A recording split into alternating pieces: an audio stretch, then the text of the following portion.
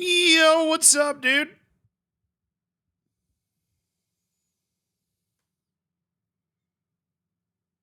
All right. What's up, dude? Henry, thank you for the 10 months. Hello. Thank you, Henry. Jose Fraguinho, thank you for the 6 months. O Street Yeti, thank you so much for the prime.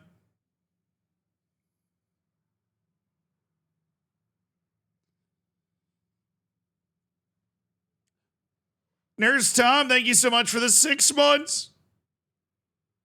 Sam, thank you for the 3 months.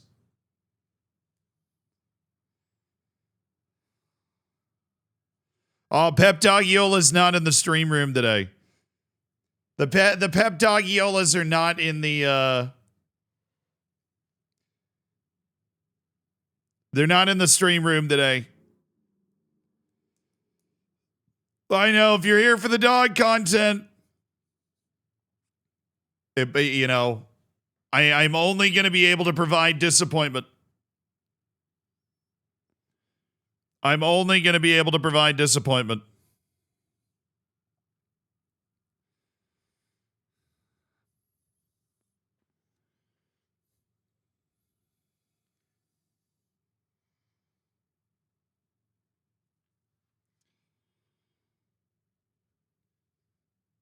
Dogs are we? It's too cold, dude.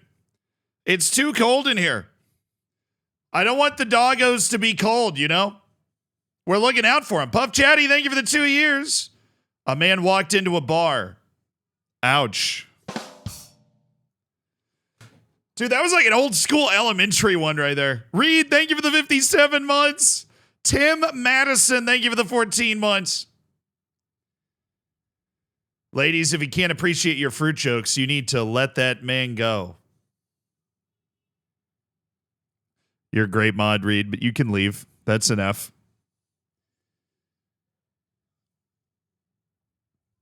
Lasted longer as a sub than Lofty Gooey, dude. That's so true. Why did Everton fire Dyche, dude? Why? Why did Everton fire Dyche? Do you know? Have you figured it out? What was Everton doing? Why did they fire Sean Dyche? And why? Yeah, why now?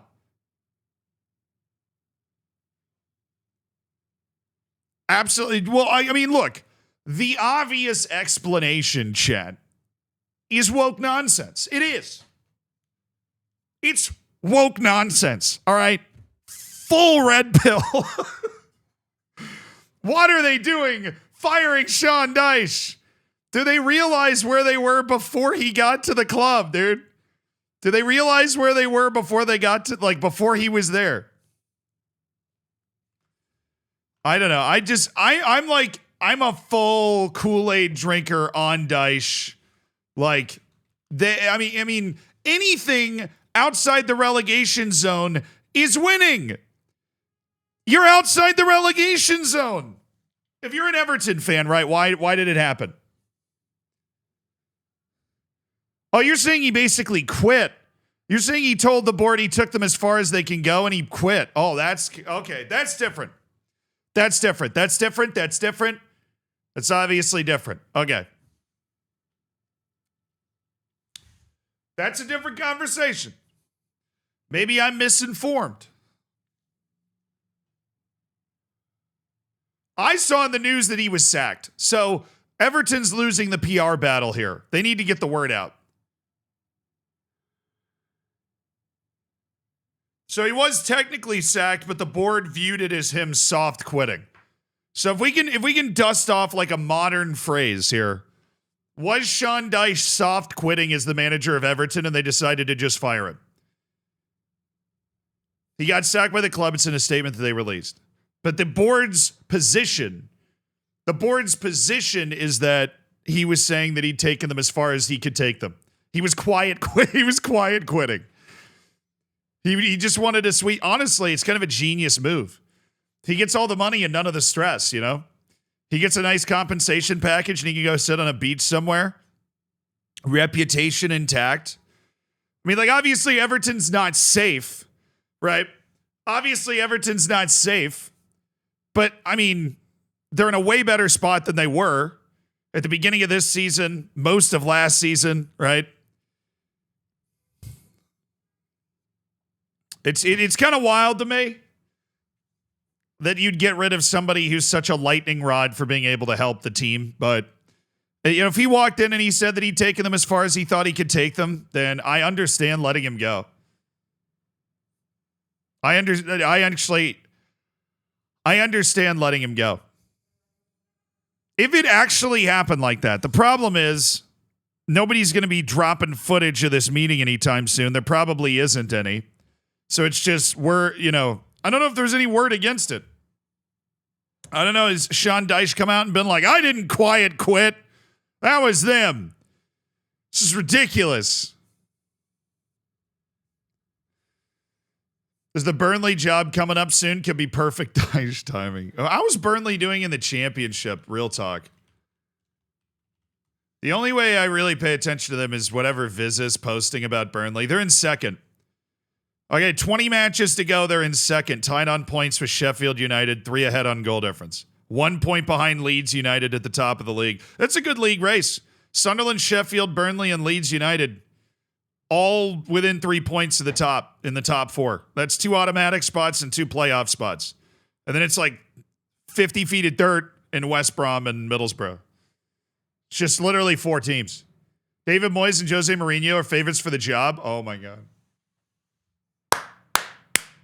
Dude, David Moyes is like a meme, right? I think he would be a great hire. I legitimately think he would be a better hire than Jose Mourinho. I don't know if Jose Mourinho would go in there and just call everybody terrible and shit on the refs and then leave. Jose Mourinho, I don't know if he would be as productive as Moyes, right? Have we talked about the Graham Potter stuff? No, but it's dumb.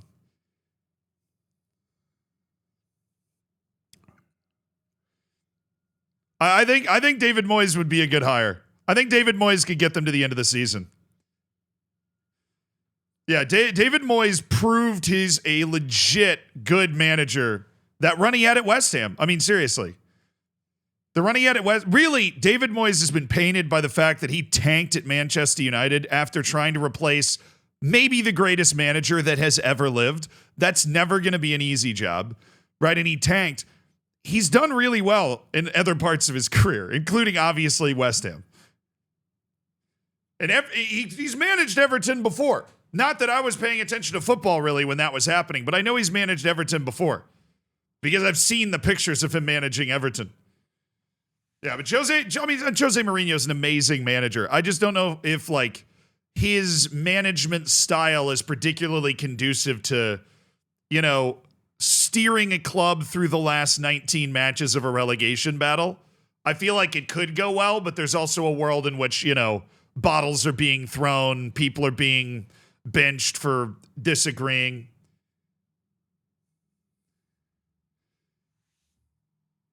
Mourinho's never known when to leave. In Mourinho's defense, apparently no one ever knows when to leave, ever, in anything, ever. Everybody just stays until they get kicked out. Apparently it's something in human nature. Everybody just stays until they get kicked out. The only guy that ever left when he was supposed to, there's actually 2. There's 2. Sylla,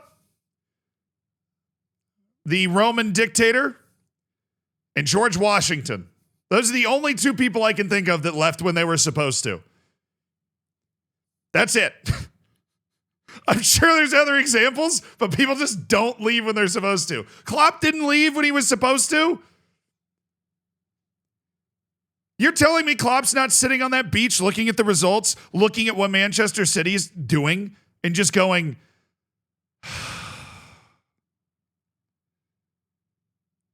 Jurgen Klopp's a human being. He's sitting there going, man, I just built this guy a Terminator of a club, and he's just sitting at the top of it, operating it.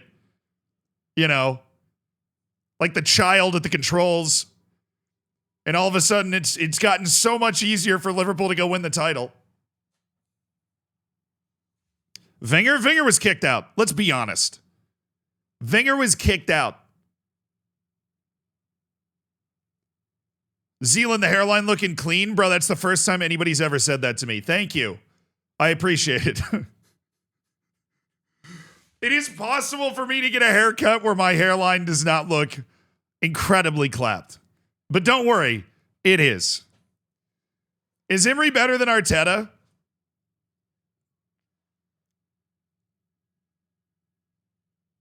Depends on what type of club they're managing. I'm going to stick on that.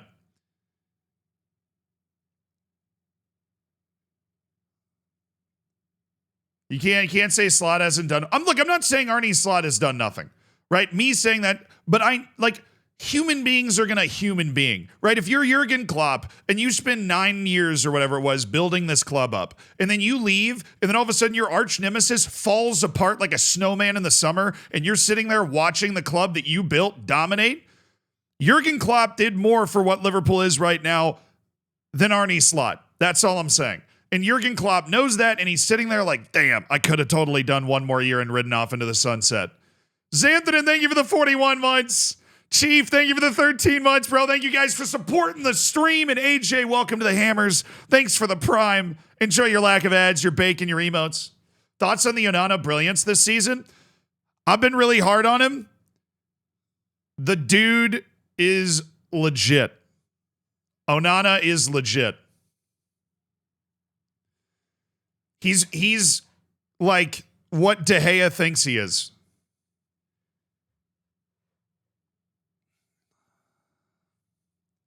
Like Onana, dude, all you need to do is watch that Onana match against Liverpool. He's legit. Not Amadou. Manchester United's meme of a goalkeeper is that he's legit, probably one of the highest XG prevented goalkeepers. He's just not good at making it look good. You know what I mean? There's a big thing in goalkeeping. I'm going to try and explain this to you, right? There are certain goalkeepers that are not that good. Okay, they're just not. But they do a very good job of making them not saving the ball look good. You know what Onana doesn't do? When Onana doesn't save a ball, he makes it look terrible. He doesn't dive. He falls over the wrong way. He doesn't make a good read. No, okay. I made a video. First of all, it wasn't me. It was Zealandism. That's a completely different guy, right? That guy made a video talking about Onana and about how he was doing all this stupid meme stuff at the end of the match that ended up wasting his team, wasting a bunch of time for his team. And he had a particularly bad shot that he wasn't able to save. Okay. But this is kind of plays into what I'm talking about. That when Onana doesn't save the ball, he makes it look terrible. Like when he's leaning the wrong way, he doesn't. Onana's technique is not at the very top level. Onana, however, is a great goalkeeper. He's kind of found it. This year, that Liverpool match floored me. It was brilliant. That Connor, there's a shot in that Liverpool match that almost no goalkeeper saves. And he saved it. And it blew my mind. It was an unbelievable save.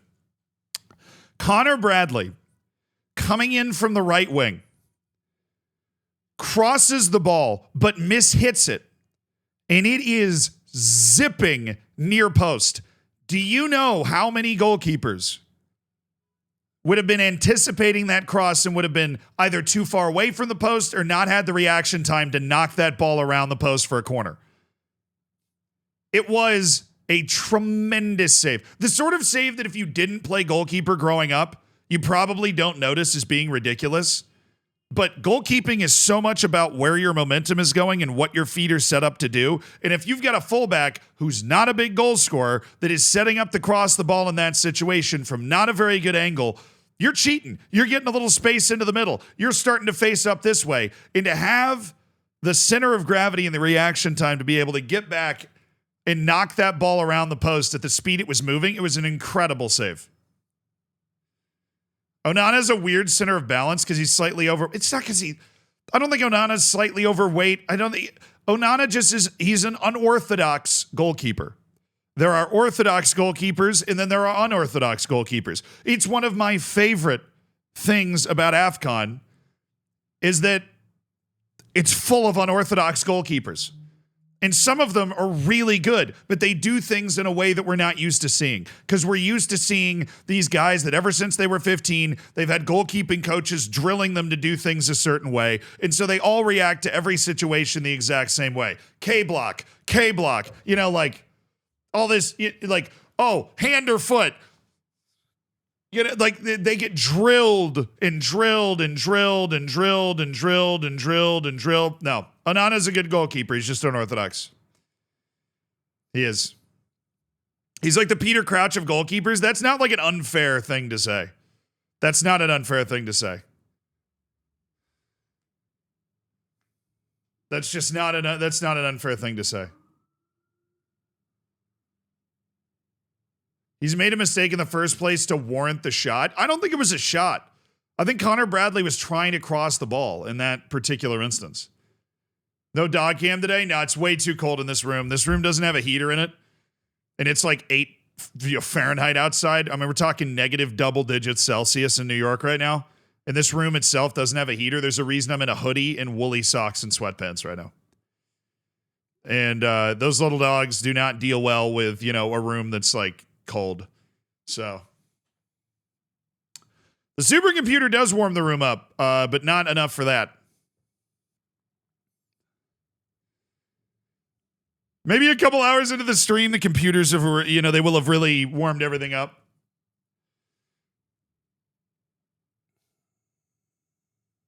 No, dude, okay.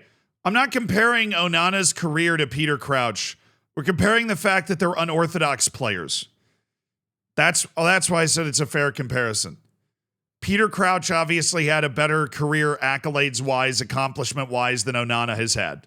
There's no argument there. But I'm not comparing that. I'm just saying they're unorthodox people that get the job done. You know? Anthony's unorthodox, but he's bad.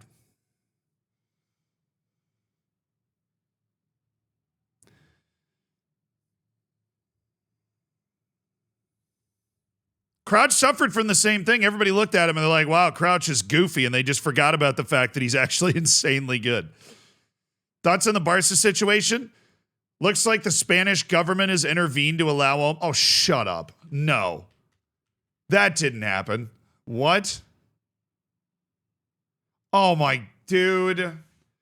I'm going to lose my mind. What is this?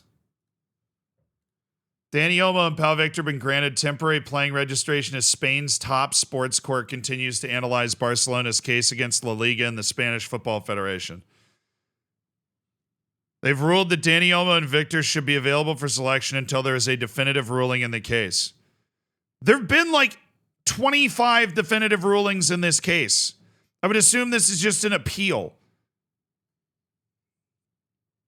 La Liga disagreed with the decision, adding that it was considering appealing. So what? The actual case or whatever has been bounced. I mean, it's been denied by like the court of sport a bunch of times. What are they still considering? Because that's definitely a thing that happened, that it was denied by the court of sport. The only reason Barcelona didn't go bankrupt is because no bank wanted to call in the debt. At a certain point, you have to pay for something. This is getting ridiculous, man.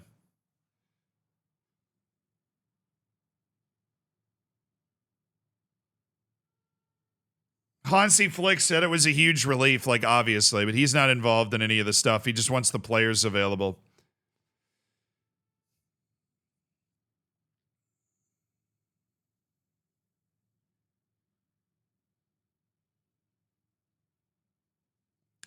No, but all the other clubs in La Liga and La Liga itself are like, they're willing to go to war to make sure Barcelona can't register these players.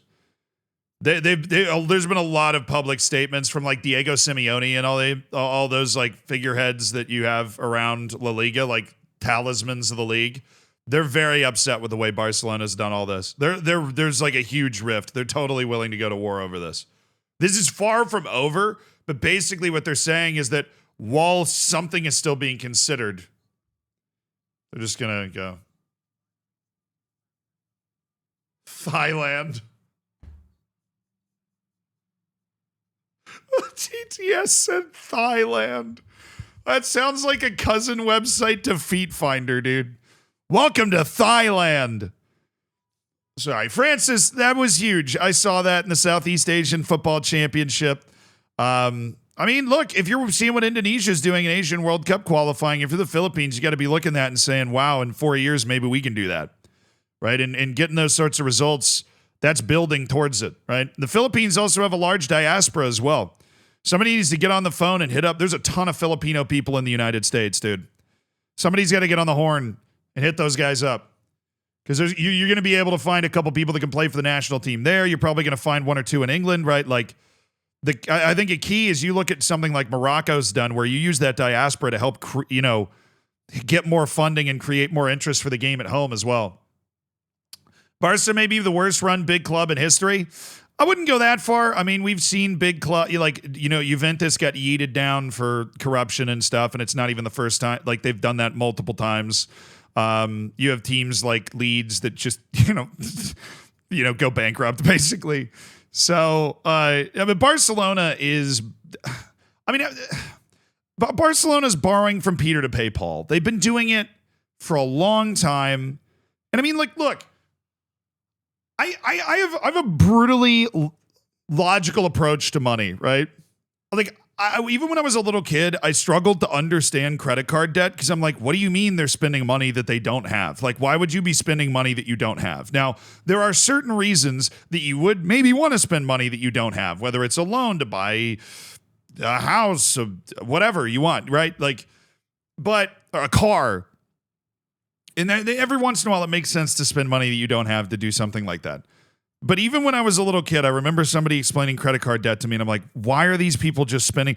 And this is so obvious what Barcelona's doing. It is so obviously dumb. Just obviously dumb. Like, you can only sell so many different parts of your club, right? The only reason somebody is going to buy the digital rights for your club is if they think they can make more money off of it than what they're spending to buy it, which means you are giving away more money in the future for some money right now, right? Which can make sense in rare situations, but this is not a rare situation because they're selling more money in the future for some money right now that they turn around and spend on a 30-plus-year-old striker. For what? And then they've got to turn around and talk to these people that have been loyal for this club for a long time and be like, yo, we need you to take a pay cut or all of these fans are going to get really mad at you because you don't love the club enough. And so all these guys take a pay cut, all of them, because they don't want to deal with it. And they do love the club in a lot of situations, right? This has been happening since like Gerard Piqué. Dude, to like cut his salary massively because it's the only team he's played for. It's just leveraging and leaning, it's like, you're going to help us out with this one, right? It's like, well, I don't know. You signed this contract to pay us this amount of money. And now you're telling me that you just want to pay me, less and like kick that money down the road and whatever. But if you keep selling things in the future that would make you more money in the future for less money, but all right now to keep paying things off, that is not like an infinite supply, right? That is a fossil fuel down there. Piqué played for Man United. I don't even know how I structured that sentence.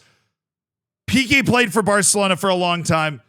He took a pay cut at Barcelona. Pretty sure Busquets did the same thing. I know they had De Ligt redo his contract. Right?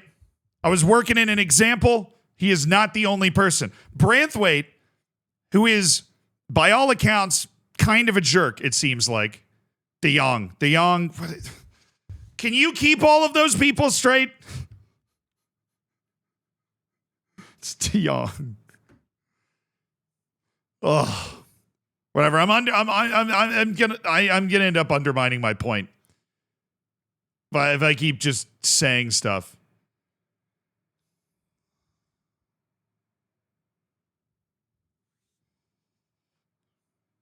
You understand what I'm saying? What they're doing is insane. It's dumb. They're in crazy, crippling debt up to their eyeballs.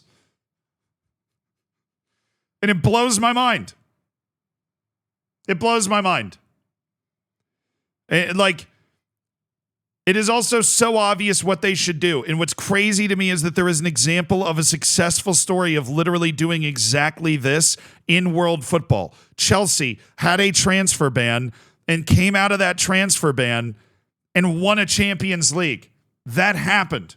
You don't have to buy somebody every year. And yet Barcelona fires Xavi for saying, hey, we're not going to be able to compete in spending with Real Madrid for a year or two. Why? I don't know. Maybe because we spent like $300 million on Philippe Coutinho and Ousmane Dembele. I did see the AC Milan comeback. Christian Pulisic's a beast, isn't he? My goodness. Maybe a turning point for Conceição and AC Milan. Just maybe. Is it really dead if you never have to pay it? There's a wonderful quote, and I forget who says it. I'm going to try and look it up. And the quote is, if you owe the bank $100, it's your problem. If you owe the bank $100 million, it's the bank's problem. And I don't remember whose quote that is. J. Paul Getty. I don't know who that is, but it's attributed to J. Paul Getty. So yeah, obviously, it is the banks. Well, the way this typically works, right, is somebody that watches a lot of documentaries, and it's obviously never been in this exact position, right? If you have a huge debt, the banks will work with you to restructure that debt. The issue is that as Barcelona continues to sell off its assets that make it valuable, it is harder for it to renegotiate position because it doesn't have as much future revenue because it continues to sell things that would provide it future revenue. Like if you're a club like Barcelona, you have a base income from a ton of things about being a big club, from jersey sales, which people always focus on, to match day tickets, to how much you get paid to play these different friendlies in Malaysia or whatever, right? To, these little licensing rights and different things that you're getting for games like FIFA that come through La Liga, right? You get all these different incomes, right? And if you keep selling off different parts of that empire, there is less passive income that's a part of Barcelona. And so it's harder for you to say well, this club's worth this much, so we can renegotiate against the value of the club and then, figure out some sort of payment plan to pay the debt off. It makes it even harder when every time you see something shiny, you're like, I want Danny Olmo. Just stop. It's amazing to me that a club that is just can't, Barcelona trips and falls into a new wonder kid. Its academy is goated. They are sitting on a gold mine. And yet they still can't stop buying players, bro. Just stop. Bring up Pau Cubarsí when all these guys' knees are working, right, and they stop getting hurt. Pedri, Gavi, Lamine Yamal. Just bring them in for a year. Those are your signings for a year. And just pocket your income to pay off the freaking debt. I don't know, man. But they look at it and they're like, no, we need to buy Lewandowski. We need to buy Danny Olmo because if we don't, then our fans will think we're not trying to compete with Real Madrid. That's what's happening. That, or you pick up the phone when PSG calls and they go, yo, we want to give you $230 million for Lamine Yamal. And you say, yeah.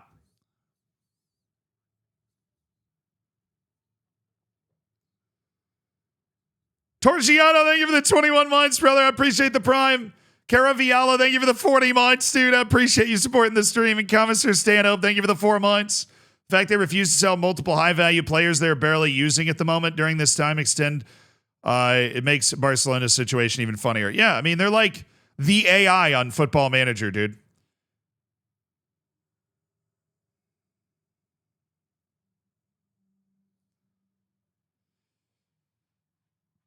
Oh, it's really hard to answer Mbappe on a free with no big transfers. Yeah, because Real Madrid's annoying, and I wish they'd win less, right? And I hate overly successful clubs, but they're run incredibly well.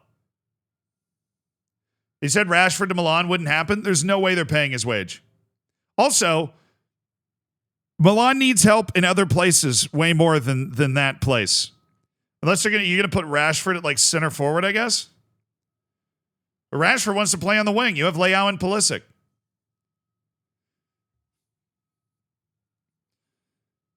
You better to be mid than liquidated. Yeah, I would agree with that. I hate competition for Pulisic. Okay, let's be honest.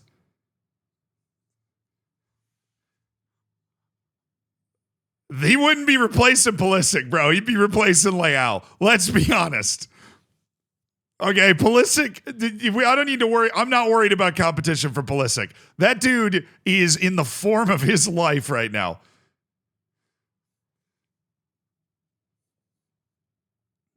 He would like, yeah. Leao's marketing is crazy. Dude. Leao's marketing is crazy. Pulisic's outplayed him. Swear to God. Pulisic's outplayed him. They're both good, though. I'm not saying Leao's not good. I'm just saying, why would AC Milan spend money it doesn't have to pay Rashford to come in?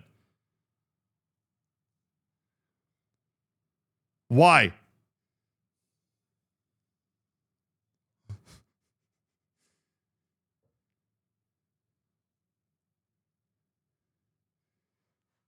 Like AC Milan needs, you would argue AC Milan needs more help at every position outside goalkeeper than winger. Rashford to Barcelona. Oh my God. Barcelona creates special injunction with Spanish government to register Marcus Rashford. Standard Rossoneri saying, no, I don't watch AC Milan as much as you do, bro. I know that. But I also know that Christian Pulisic is 15th highest for odds on the Ballon d'Or, and he's the leading goal contributor he was over like the last calendar year in Serie A, like goals and assists. So, I mean, I would assume he's not doing that on accident. And every time I watch extended highlights from an AC Milan match, which has been 4 recently, he plays really well. So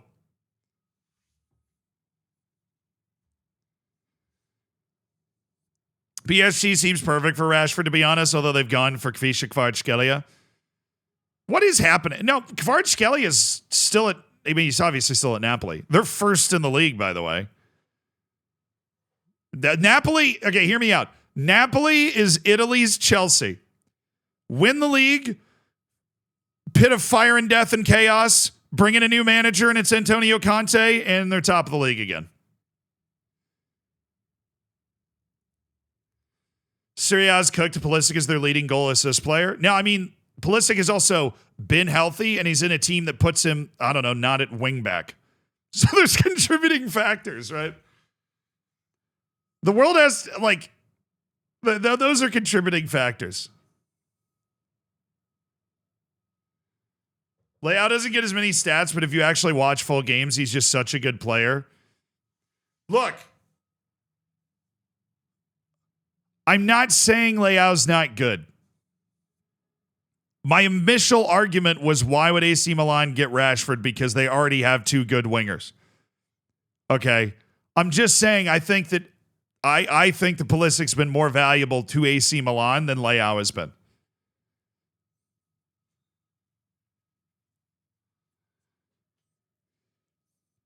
I'm a Man United fan? No. I just talk about them a lot.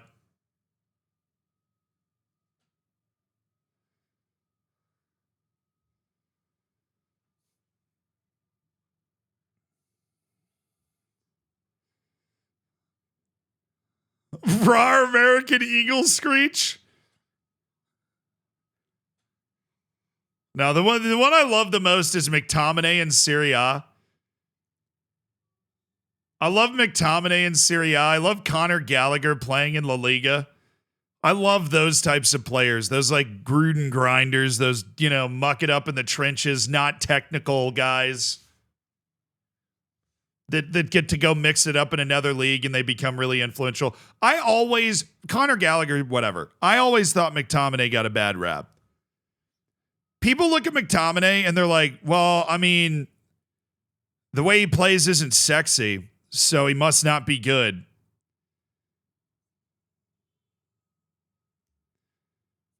I always thought McTominay was great.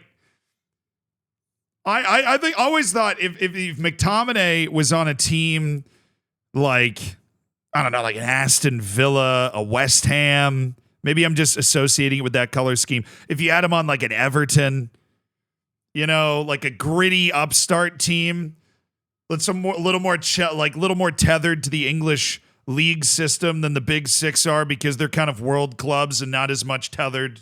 Yeah. I feel like he'd be a legend at a club like that. Shoba, thank you for the 37 months.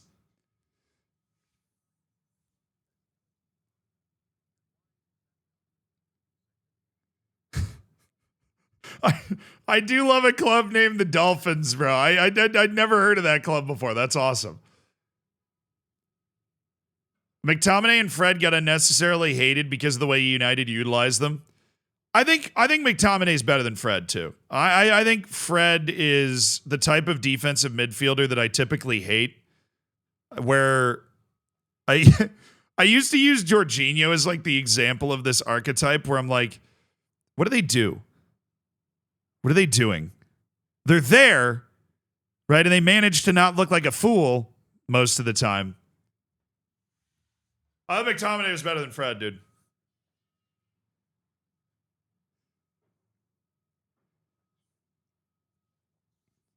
I love it. Well, I will say, goated name. To have a Brazilian named Fred, goated name. Yeah, he was a dog. He's a dog. McTominay, though, was more of a dog, I thought. Love FM, but need a save idea. Done a Chelsea save on FM 23, which sent me around Mainz, Leverkusen, Juventus, Bilbao, and Atletico. Then now on FM 24 did another Chelsea season, but 2 seasons in, won everything. Well, yeah, you're starting with too good of a team, brother. You need to, if you liked swinging around clubs the first time, do an unemployed start. Start unemployed and see where you end up. I spent 104 million pounds on Alexander Mitrovic. Yeah, you need to call the number. I know he's big and strong, but you need to call the number.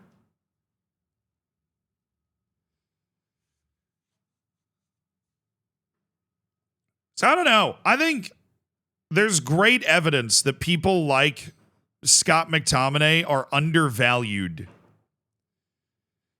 Because I think sometimes you need your skillful, brilliant attacking players, but every team needs a McTominay. Every team. Every team needs somebody like that. Every team needs a. Now, I actually remember saying this at the time. I think Manchester United had too many McTominays. They didn't have enough of the skill guys. It was like inverted. You had Bruno Fernandes and like 6 McTominays. What you need is 3 or 4 Bruno Fernandi and like 1 or 2 McTominays. Yeah, but you need that. Every good team has that. No team in the world has 11 guys on the field that you go, wow, unbelievably skillful there. Unbelievably skillful. Even Brazil, right? Even Real Madrid. They wheel out a few guys that are glue guys. They are glue guys, right? I think Casemiro in his prime was probably the best glue guy that you could find. He'd score the odd goal from like way outside the box, but no, Kyle Walker's not the glue guy on Manchester City. I don't think. Carvajal, dude, I was gonna say Carvajal. Shoba, I was honestly scared. I'm afraid to admit that I was scared to say Carvajal, but legitimately I was gonna say Danny Carvajal. Nacho was another good one. Cesar Azpilicueta. is a perfect example. Glue guy. No, Modric is too talented. No. I'm sorry. I just undermined my entire argument. Modric is too skillful is what I meant to say. Modric is somebody that, like unlocks the defense with a single pass and scores a beautiful goal from outside the box or whatever. Who's the best glue guy in football right now? Ooh. Give me a second.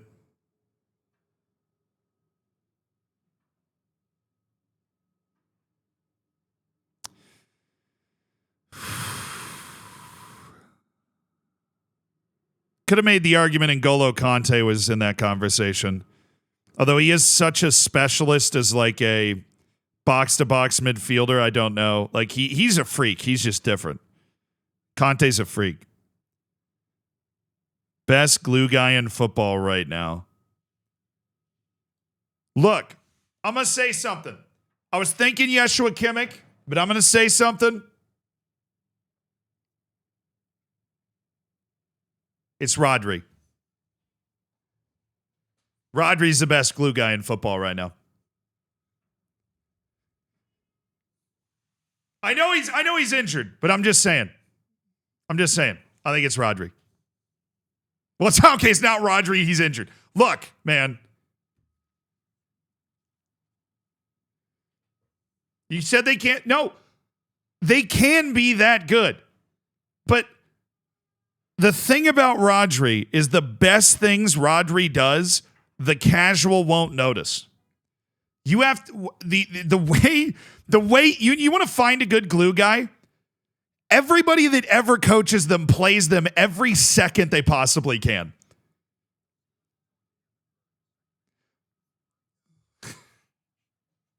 Shizno, thank you for the year, dude.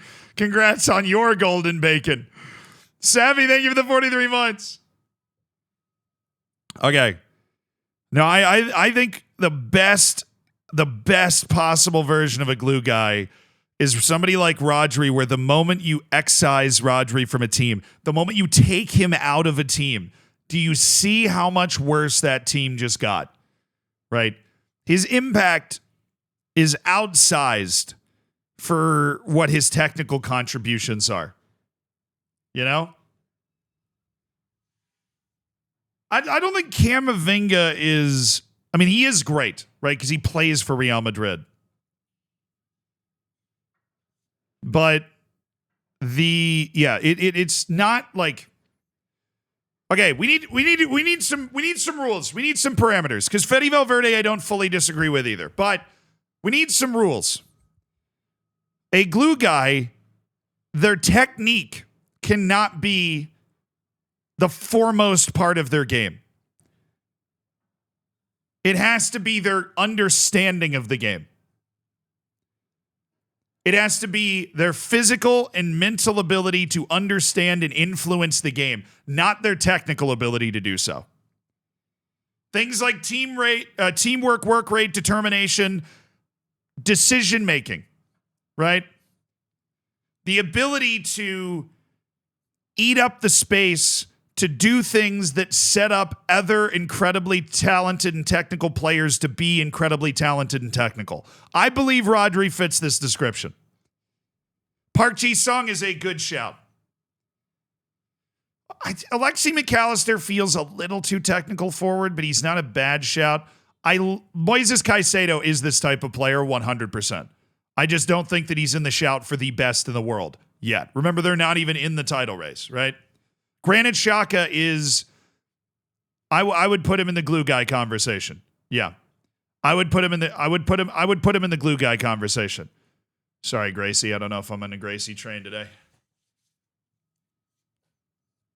Declan Rice could be, but I've always kind of like, can I say something? This is a safe forum, right? I've always felt like Declan Rice was a bit of an imposter. It could just be me.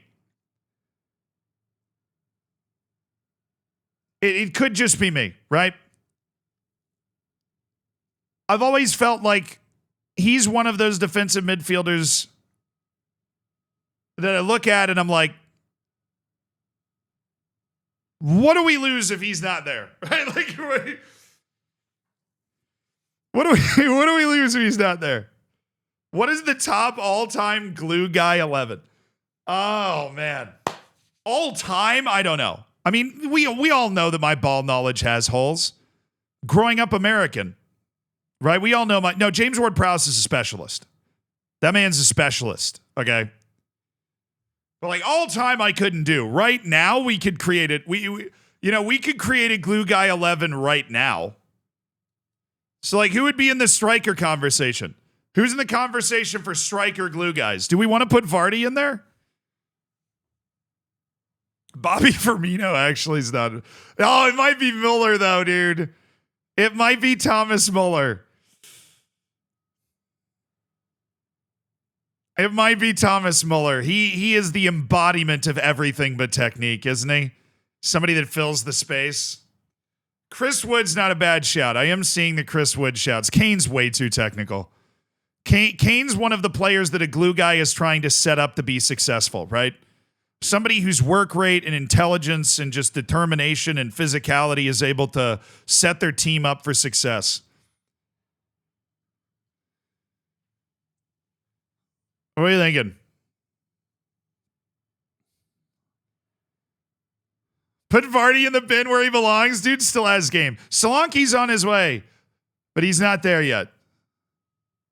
Tim Cahill.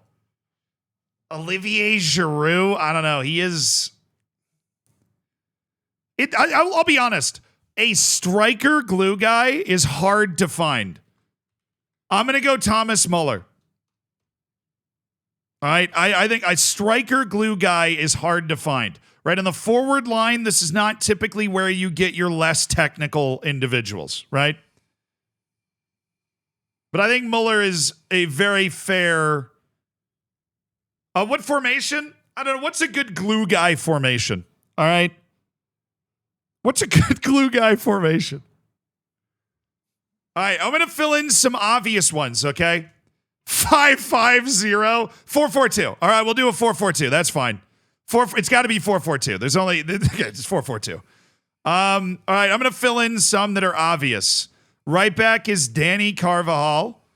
He's a great glue guy. Now, we're going to try and do people that are still playing. Okay, we're going to try and do people that are still playing. Dude, Andy Robertson's technical. I don't know where this assumption that Andy Robertson's not technical is coming from. Pirlo is also a huge technique forward person. Rodrigo de Paul, I hate him, but he's definitely in the conversation.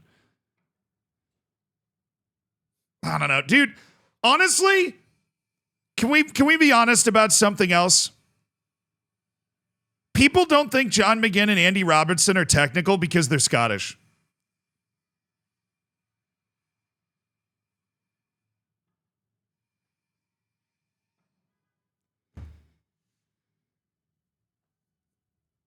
They are. They just are. They are. Like, if John McGinn was Brazilian, right? If his name was Maguinho, okay, he would be like a better version of Lucas Paquetá, right? Like that.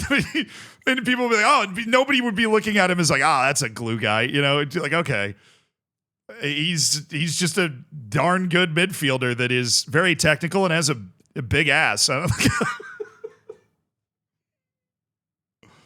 Ayo. Kieran Tierney, dude, I would love to put him as the glue guy left back, though, because I agree with you on that. I agree with you that Kieran Tierney at his best, like at Celtic, was the ultimate glue guy. Say psych right now, bro. Say psych right now. No, that's like one of the defining traits of McGinn's game is his ability to like body people off because he's a thick boy with 2 C's. Nah, Trippier is a very skillful guy. Okay. So we have a 4-4-2. We need another striker. Unfortunately, if we're doing glue guy 4-4-2, we need another striker. There were a lot of good recommendations at striker. Okay. Bobby Firmino is still playing, so I guess that would technically be fair.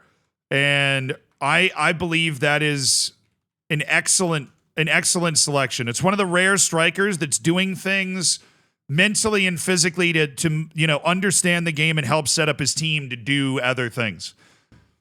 Here's the thing about Vardy. Vardy is a grinder, but he is not a glue guy. Vardy is for the streets. He's a hardcore dude. But what is a core tenet of Jamie Vardy's game? Speed and movement. Pushing a core tenet of it, besides trash talking, right? Jamie Vardy at his peak was very fast. Not that removes you from being a glue guy, but like that fast and goal-scoring technical ability that he had. It just doesn't quite feel glue guy-ish to me, you know?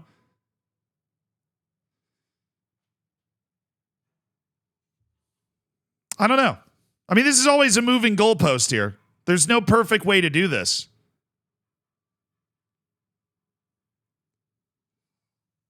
He was, exactly. I think that's a good way to say it. He was a bag man. He wasn't a glue guy. He was a bag man. He was a marksman. We have Muller. We have Roberto Firmino. These kind of glue guys where it takes a connoisseur's eye to see what they do to help the team win. That's another good way to kind of put this. This is also entirely subjective. Just kidding. This is the authoritative opinion here. All right, right wing. We need a glue guy that plays on the right side. Honestly, you could probably put Kimmich like anywhere. I'll put it at the top. Ultimate glue guy 11. I don't know what we're just Sully Marsh. Blashikovsky. Bro, Blashikovsky didn't score too many like bangers in his career. Victor Moses. Dude, Jared Bowen.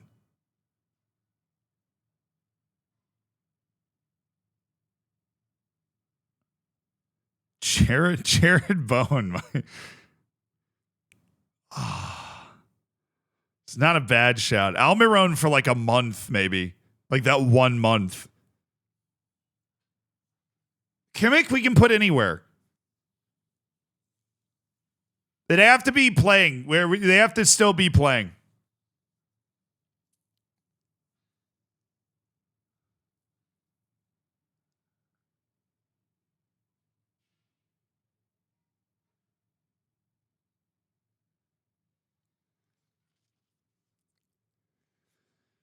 It's hard. It's hard to get the wings. Did Milner play right wing? Did James Milner actually play right wing? All right, we'll do Milner. He's got to be in here because he's a quintessential example of this type of player. All right, center mid number 1. Scott McTominay. He's literally the person that started this conversation, so we're going to put him in there. Scott McTominay, center mid number 2. Got to be McNuggets. We want to put Kimmich here, or do we want to put him somewhere else? I suppose we got to put Rodri here then. Jordan Henderson was definitely this dude, and I guess he is still playing.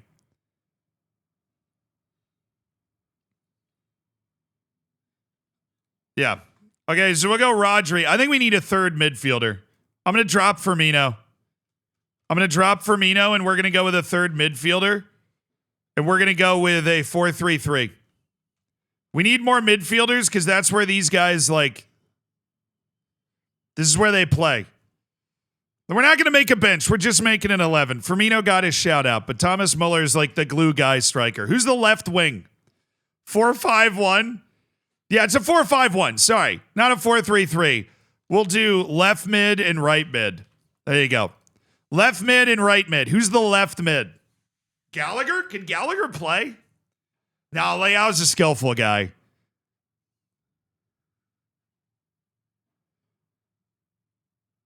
Who is the left wing? This is a tough one. Mason Mount.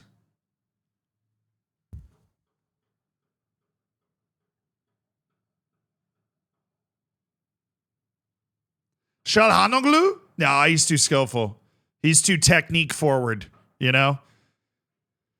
Bro, I'm not going to lie. I don't know why the first guy I thought of was Grealish. I don't think McNeil's good enough. There's got to be a better option than Dwight McNeil. No offense to Dwight McNeil, obviously. Zaire Emery, I don't know, too young almost. Josh Hart, great NBA shout there. Koke, that's what I was trying to think of. Did Koke ever play left midfield?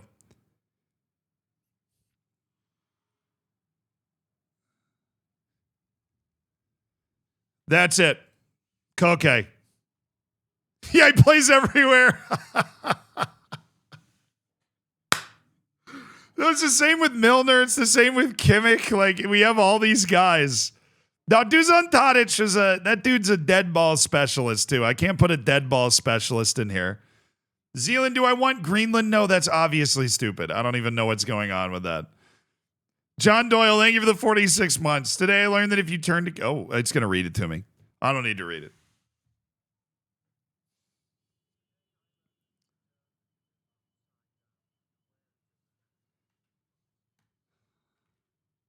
We're going to put Koke in. He's a great shout. That was the guy I was trying to think of.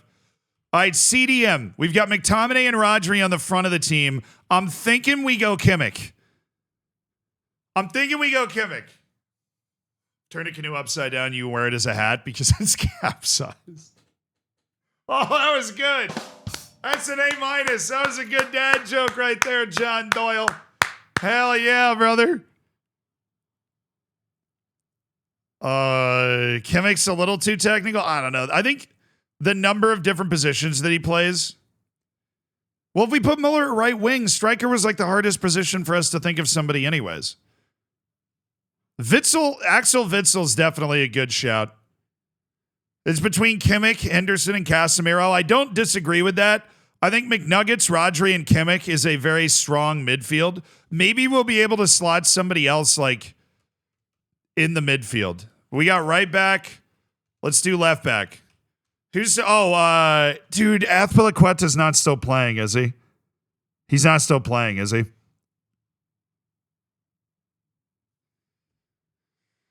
Park Ji-sung, yeah, but he's definitely not playing.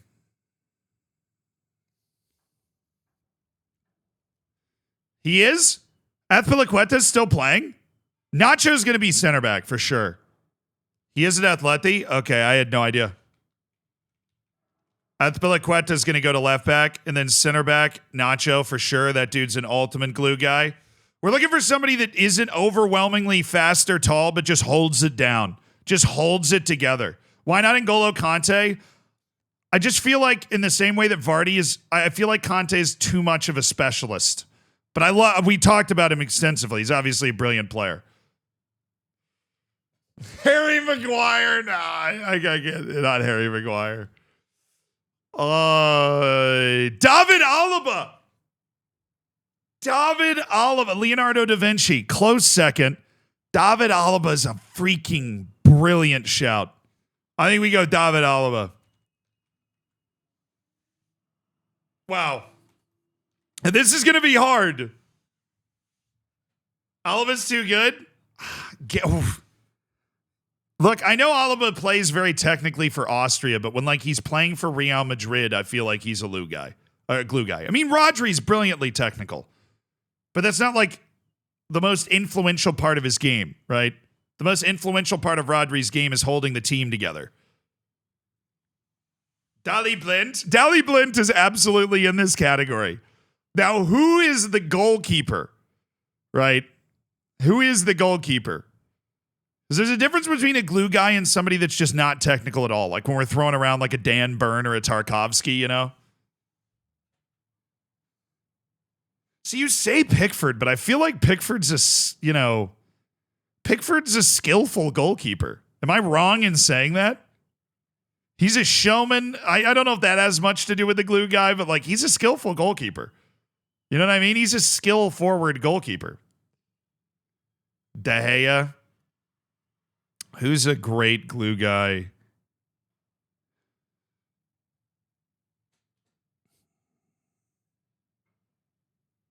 I have one. And I don't know if it's going to land with y'all, but I hope it does. Allison. Is Allison not a glue guy goalkeeper?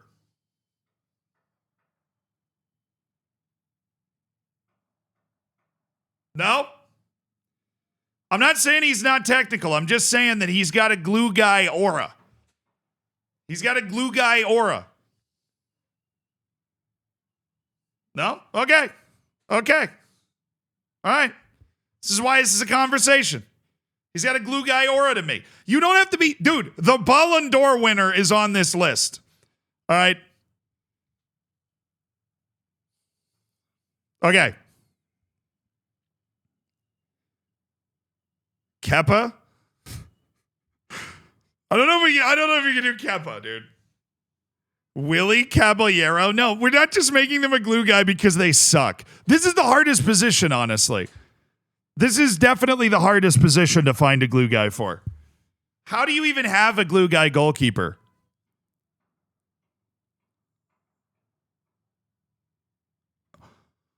Dude, is Keylor Navas still playing? Tell me he's still playing. No, did he retire?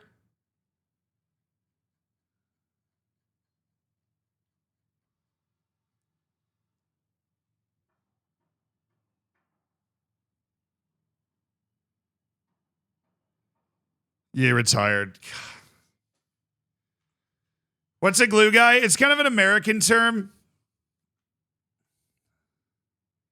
Obviously. It's basically the guy that does all the little things to help the team. Doesn't do the big flashy things as much, but does the little things. And you know, they don't immediately stand out as a great player, but the team's very aided by them. You know?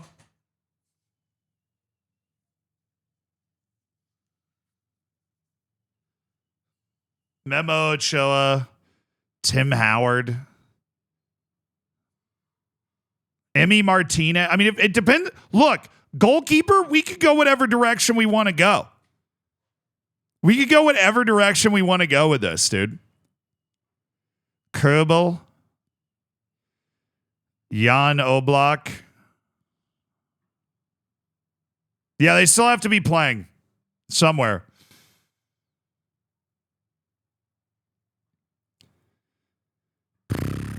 I can't believe it now. Pickford's too skill forward, I think.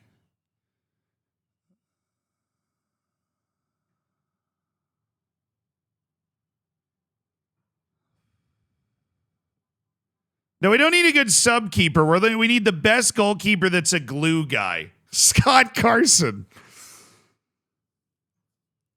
I am surprised by the number of Fabianski shouts.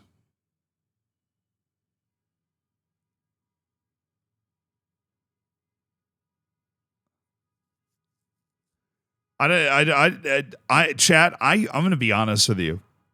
I don't know if we can have a glue guy goalkeeper. I don't know if it's possible.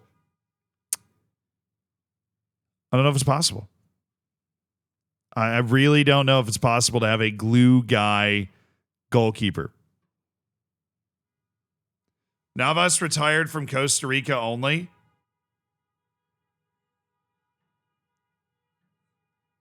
I guess so. I mean, he hasn't retired from, like, he left PSG at the end of the season.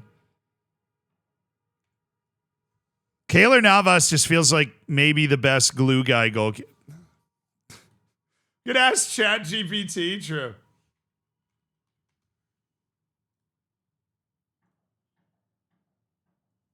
All right. We got to clean ChatGPT up.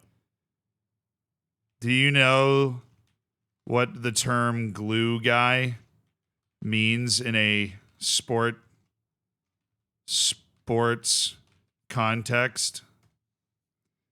Yeah, in a sports context, a glue guy refers to a player who may not always get the spotlight or put up the most impressive statistics, but plays an essential role in holding the team together and contributing in ways that don't always show up on the score sheet. These players are often versatile, unselfish, and willing to do the little things that help the team succeed, such as setting screens, playing strong defense, facilitating team chemistry, or making smart, timely plays. The glue metaphor emphasizes how this player is crucial for team cohesion, ensuring that everything runs smoothly and that other players can thrive. Glue guys are often valued for their leadership, work ethic, and ability to maintain a positive team culture.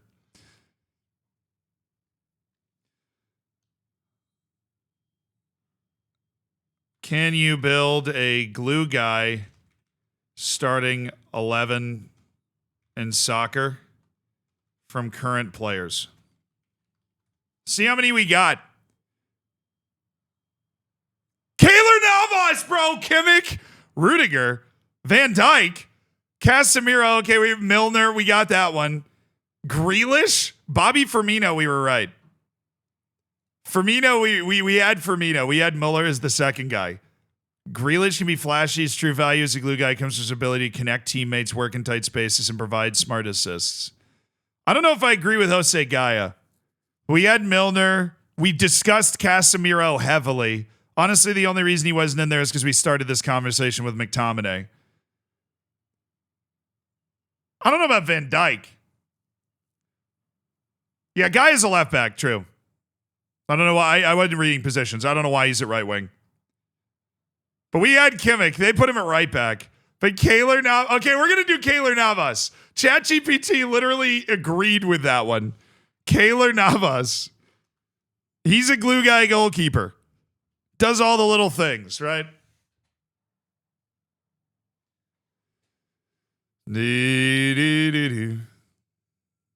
He retired from the Costa Rican national team. So if you look at this, he played his last international match. This is the retirement section in the international career section. There is no retirement section in the club career section. Guys, AI is dumb, yes, but we weren't going to be able to make this decision otherwise. There were too many options, and I didn't know how to define a glue guy goalkeeper. Navas was the only one I liked, and now that I'm backed up by this, I'm going to do that. Klopp exemplifies the glue guy mentality for the entire team. I don't know if Jurgen Klopp is a glue guy manager, though. Who would be other options for a manager of the glue guy 11?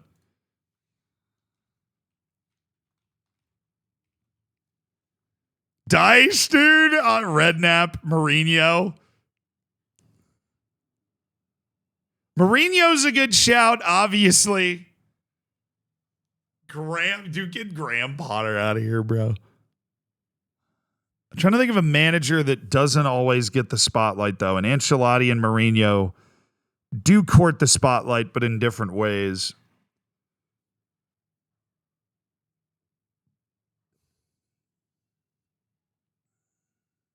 Moyes?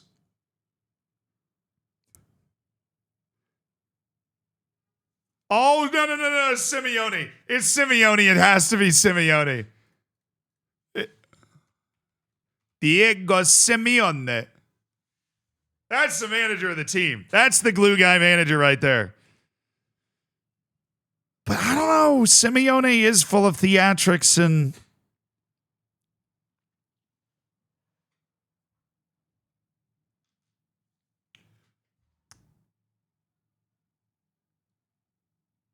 The way he gets his team to play is very glue guy, but I don't know if he's a glue guy.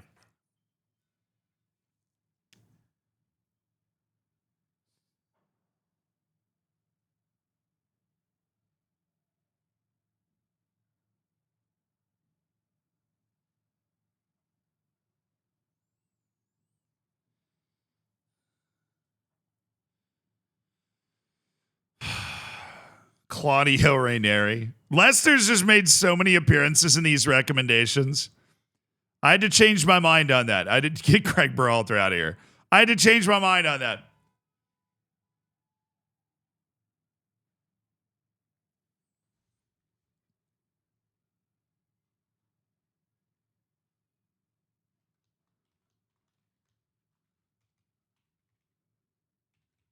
I think it's Ancelotti. Besides me, obviously. I think it's Ancelotti. I think it is. I think he exemplifies the glue guy. He does all of the little things incredibly well to help his team win, and his team crushes, man. I think it's Ancelotti. But this is your glue guy 11. Thomas Muller, James Milner at right midfield, Koke at left midfield, McTominay, Rodri, Kimmich is the midfield trio. Carvajal, Azpilicueta, Nacho, and David Alaba is the back four. Keylor Navas is the goalkeeper. No, we don't need a bench, dude. It was hard enough for us to put this together. But hey, glue guys are important. They're undervalued. Nobody looks out for them. They are very important. Okay, they deserved their own 11. Now do a narcissist 11. It's going to be like Cristiano Ronaldo. Who would be in a narcissist 11? We're going to roll him in Football Manager, but that would be like a funny debate. Who's a like deservedly narcissist? Is it possible for somebody to be deservedly narcissist? Zlatan is the okay. Ronaldo left wing, Zlatan in the middle, Vinny on the right wing. Got a hot start going. Okay, that's a hot start. Mourinho's the coach, 100%. Absolutely, Mourinho's the coach. Aaron Rodgers at quarterback.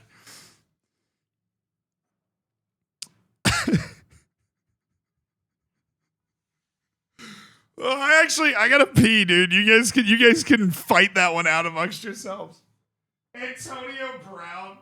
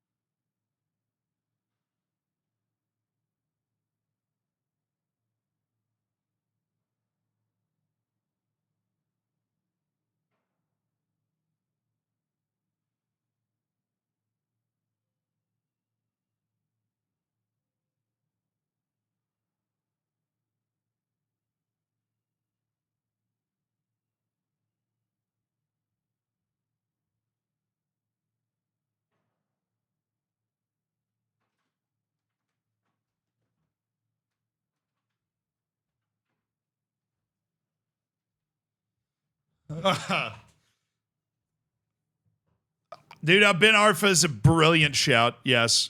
Emi Martinez has to be the goalkeeper. Hatim Ben Arfa is a great shout. Oh.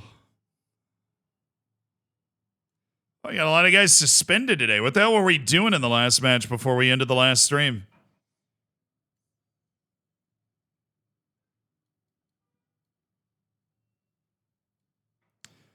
Give me a we have a rotated team. We're getting the first team back in for this game.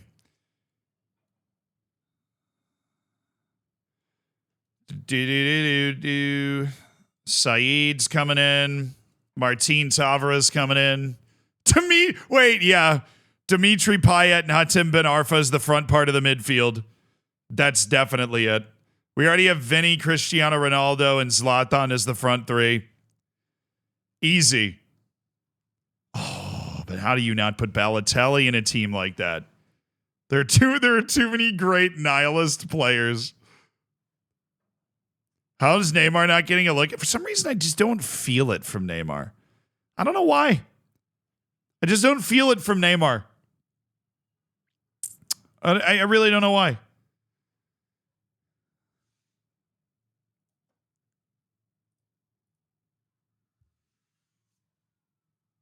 The real answer is just a team full of strikers. Honestly, probably. Isn't that strikers just get paid based off how cocky they are, right? Isn't that the...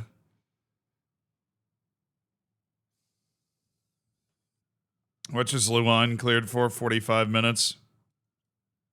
Good enough for me, dog. Get him on the bench. Pedrinho. Put Pedrinho on the bench as well. See if we can start getting those guys some freaking minutes, dude. Do I need a right back sub? Yeah, I guess Lucas Suarez is suspended, so we need to get Rodrigo Ferreira up there. And I need a defensive midfielder. Where is big, tall, and handsome? He is suspended. So we're going to need to grab Nanato and put him in. Okay. At Cruzeiro is the match. That's an easy one. Just kidding. This is definitely a match that we're going to need to pay attention to. Not an easy spot. No. The manager's already Mourinho of the Nihilist 11. We're already going Mourinho.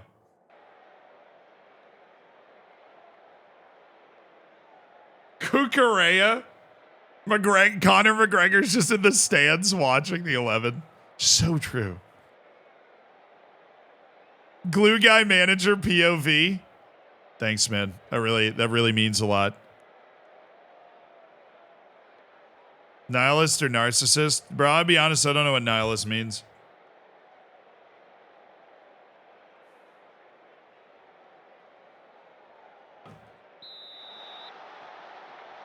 A person who believes that life is meaningless or rejects... Why did somebody use that like they were using... Like, somebody used it interchangeably with narcissist. And I was like, oh, that's sick. That word sounds cool. Nice. What about a humble 11? I don't know. Ever since N'Golo Kante went to Saudi Arabia, man, I've struggled. I feel like, you know, it's hard to put together that humble 11.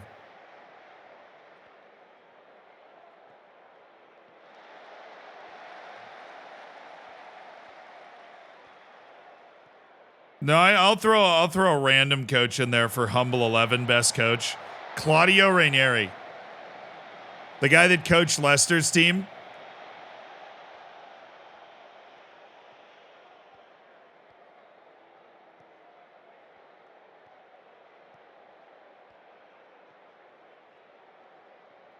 Carlos Puyol is the humble 11 center back. Dude, it'd be hard to find humble 11 in a couple of positions.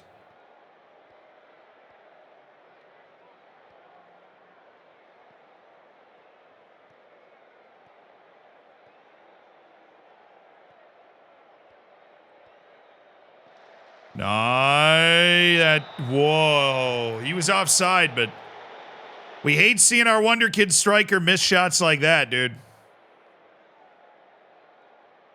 Twix, thank you for the prime. Thanks for supporting the stream. Am I watching the NCAA games tonight? Hell yeah, dude. College football playoff semifinal tonight. Notre Dame against Penn State. I'll be watching. That's a fabulous game. I'm excited for it.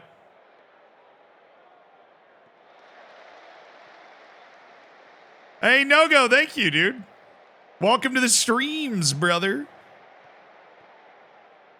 Doo-doo. Oh, yeah, Saeed. Take him to the cleaners, brother. Take him to the... Oh, Marcinho says, see you later, Buster. Any college football happening on stream? No, none today. But I'm rooting for Penn State. I'll say I'm rooting for Penn State, but... If either Notre Dame or Penn State happen to win the whole thing, I think it'd be good for the sport. You know, some new blood back at the top. And I say new blood because neither's won it in a while. I know they're still both giant brands. Thoughts on the Greenland situation? it's you know, the world, it's just dumb. It's dumb. It's dumb.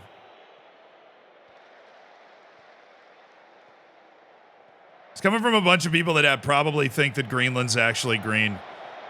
I heard something really funny. It was like the whole Greenland situation is probably happening because people don't understand the Mercator projection, and I 100% believe that. Was that onside? I know there's somebody in the chat that doesn't know what I'm talking about, so let me just help you out here. So maps that you look at are distorted. Right? And that's okay. That's not like some malicious plot by somebody. Right? Okay? But that distortion works its way out. Just in case you were wondering. Right? That I took a whole maps history class because I'm a giant nerd, right? And I double majored with one of my majors being in history. And I took a maps class, and maps are really interesting to me in the least nerdy way possible. And so this is the equator, right? That is the center of the Earth. Like half the Earth is above that, half the Earth is below that. right? And the equator's at the center, okay? And the way that you take, like, have you ever taken something round and tried to press it onto a table, okay? It doesn't work, right? If you took like a dome piece of paper, which that's what the globe is, right? It's 2 domes, and you try and take it, and you go like this, and you try and press it down onto a flat surface, it like rips. You know, if it's a piece of paper, or it bends, or whatever, right? There's no way to take the globe and put it without distortion on a flat surface. It's impossible because it's round. And so what the Mercator projection does, and it's what, you know, believe it or not, Europe liked the Mercator projection because it makes Europe look a lot bigger than it actually is, right? It was, the Mercator projection was settled on as like the best projection. And in stages, the distortion gets bigger the further away from the equator. Isn't this basic middle school knowledge? Clearly, you've never met an American. Okay, it is the farther away you get from the equator, the bigger the distortion gets, and it happens in waves. Okay, and yeah, I do love the fact. So, if you were ever wondering why the top of Russia looks like it goes on forever, it's not actually that big. I mean, Russia's huge. Or the top of Canada, it's not actually that big. Let me show you. If you take Canada in this massive looking area, and you ever looked at that island, you're like, wow, that's huge. That's how big it actually is at the equator with no distortion. Okay? Not a small island, right? It's the size of Guyana and Suriname. But when you've got it all the way up here, it looks like literally one of the biggest islands in the world. And I think you can tell where we're going with this.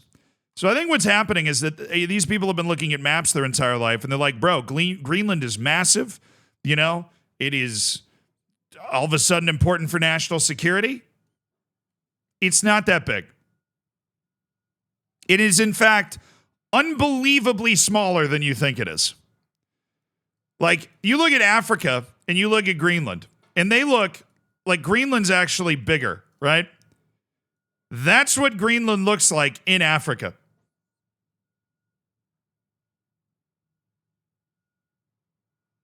You can also go to Google Earth, yeah, but who has the time, you know? I mean, the distortion, particularly when you get farther up, is really massive.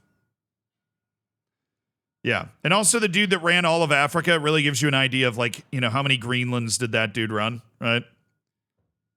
Can you do European countries? Yeah, it's fun.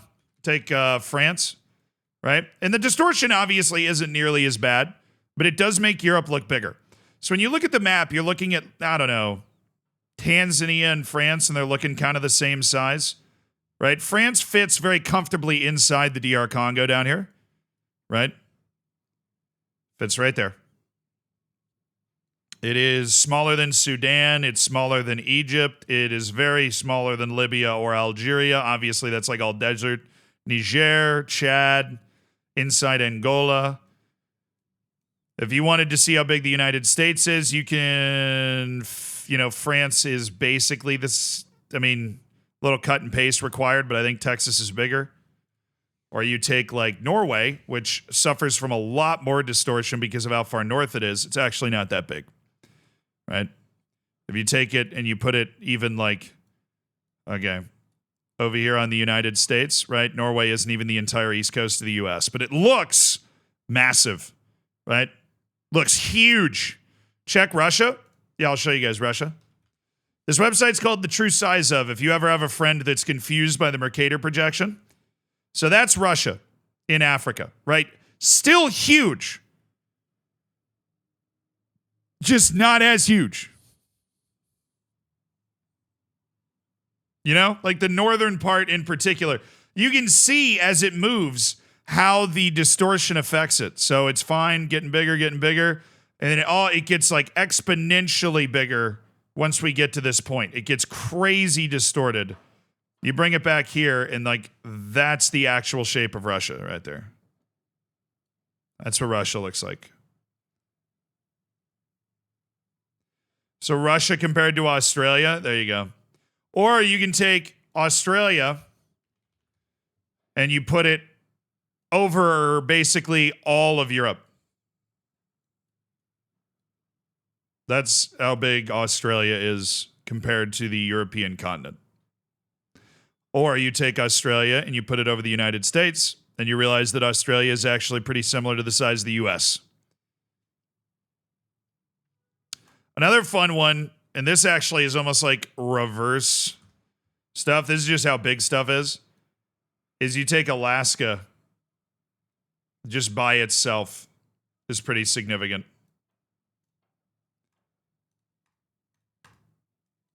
So yeah, that's the Mercator projection, and I feel like that is a huge contributing factor to I feel like that is a huge contributing factor to the Greenland thing, honestly. People just don't understand the Mercator projection. It's not a surprise. You ever walk around, you see those videos of the dudes walking around Times Square, like, can you name 3 countries? And they'll start and they're like, Africa. And you're like, you know, it's not their fault. Education is so important, dude. Just learning stuff.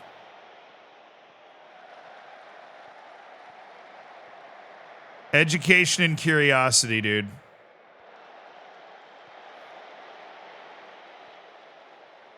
Is Toronto a country? Yes, got it. Denver doubled the franchise fee to $110 million. Wow. The franchise fee for NWSL is $110 million. That's insane. No money in the women's game, though. You're right. All the haters. There's clearly no money in the women's game. $110 million to open a new franchise in NWSL because of the bidding, by the way. Oh, my. Oh, my. Oh. Wow, that was almost disgusting. My girlfriend dropped out of school early, and it's wild, some of the stuff she just never encountered. Where it's like when they went, oh, Christopher Nolan's new movie is going to be The Odyssey, and a bunch of people were like, what's The Odyssey? And you're like, what do you mean, what is The Odyssey?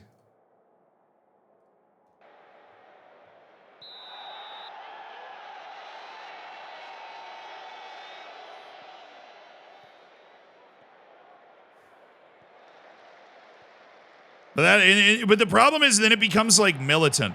Because understandably, like I sympathize with people that if you feel bad when you don't know something, you know what I mean? You feel like an idiot. It happens to me all the time. I'm an American that lives in a world surrounded by soccer people that grew up with their grandparents. You know, like every news channel you guys turn on in some of the countries you live in, it's talking about football, soccer 24/7, right? And so like I'm kind of, you know, I'm like a self-taught, unorthodox goalkeeper, as it were. And so there's just huge gaps in my football knowledge that get exploited for fun, right? And that's cool. But I'm obviously embarrassed when I don't know something. But the problem that comes about is when, like, let's say Christopher Nolan comes out and says, like, oh, my new movie is going to be, I'm going to do a movie about the Odyssey, which is, you know, one of the founding stories of Western civilization, right? It is. And this is not some over-exaggeration. That is a lovely goal by JRicky, by the way.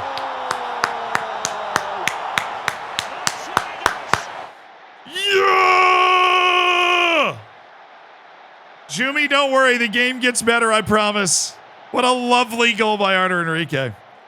But the Odyssey is one of the first written stories in human history. It is one of, if not the, oldest. It's the Iliad and the Odyssey by Homer. Are the oldest stories in human history that are, like, actually written down. Right? And according to human geography people, the way the Odyssey is written down, it is believed that the Odyssey was an oral story told by traveling orators. Right? Because, sorry, you wonder what people that study history in college, you get into really granular stuff like this, okay? Apparently, according to human geography people, the way that the Odyssey is written down and the Iliad are written down, they believe they existed hundreds of years before they were written down. Okay, because before the written word, which there was a point in time where the written word was a new invention, and society had existed for thousands of years, like organized farming city society had existed for thousands of years before people figured out how to write narratively. Like, people in Mesopotamia and Egypt had figured out how to go, like, Bob has 5 pieces of corn. But actually writing a story and creating a written language to be able to write a story, that was a huge invention. And the same with every huge invention.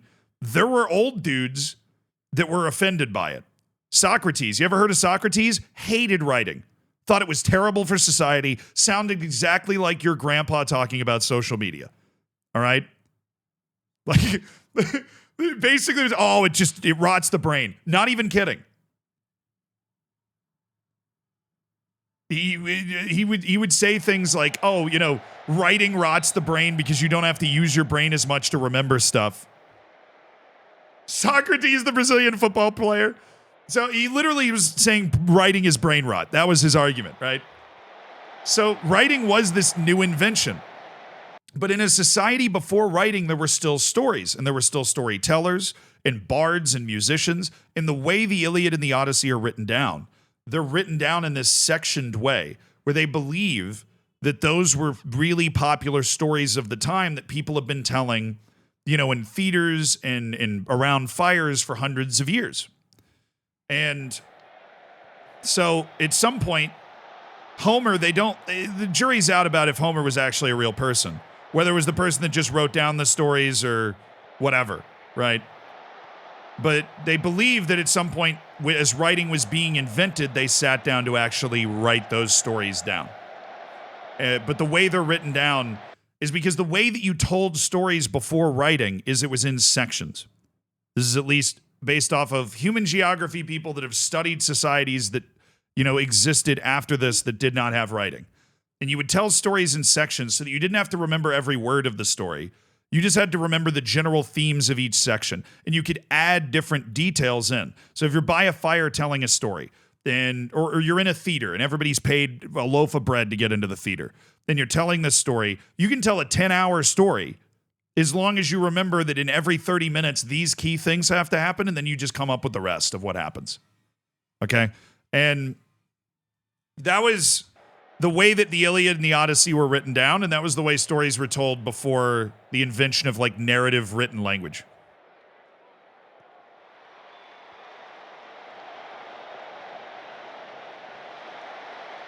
Sorry, somebody did stunlock me with history.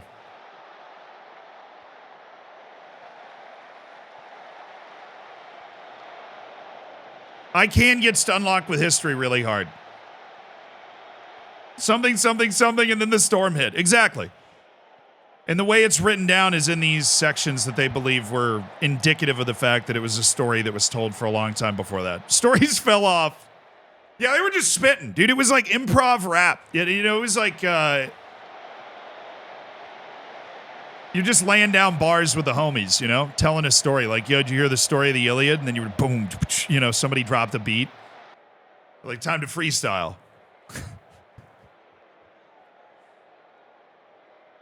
They really were just yapping, dude. I'm sure their memories were better, though. Wouldn't your memory be better if you couldn't write anything down? Socrates was kind of right. Speaking of homies that were spitting, my boy Socrates.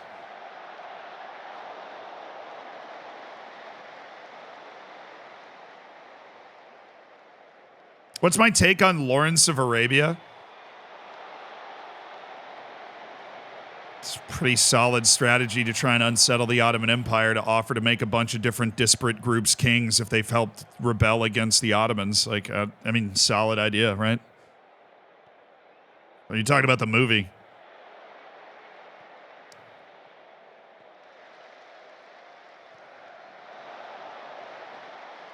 Can you stop being this sexy, bro?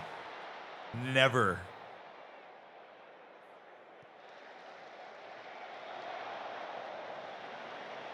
No way, Ma. Dude, Mortada Saeed with a beautiful kind of jailbreak ball there.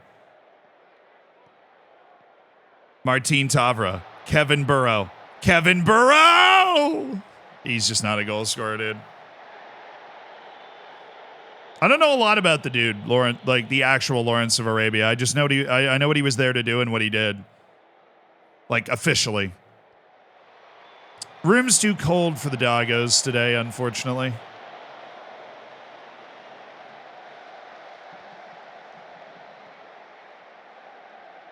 Oh, I got no, bruh. It's the most overrated period of history. Um,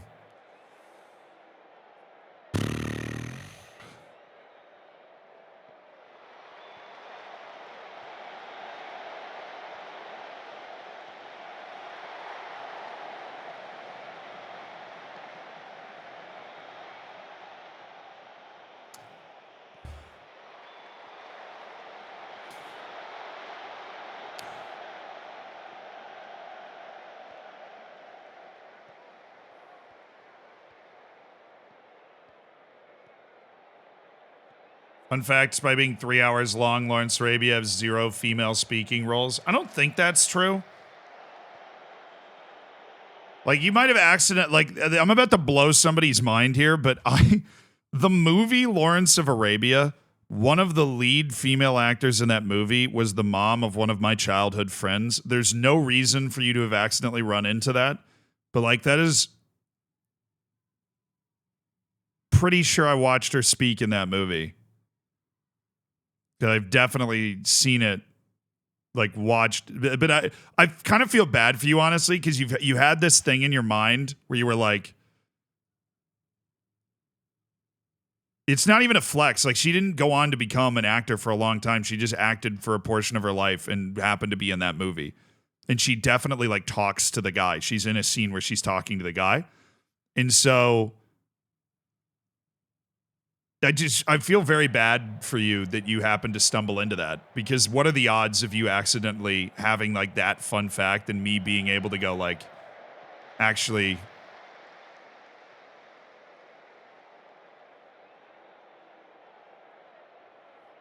very bad news. But the thing is, I'm not 100% sure. I know she was in the movie, and I'm pretty sure when I watched the movie that she was like talking, because it was like, oh, this is my scene. And she was in this scene doing these things. I had no idea that anybody was going to claim there were no female speaking parts in Lawrence of Arabia, the film.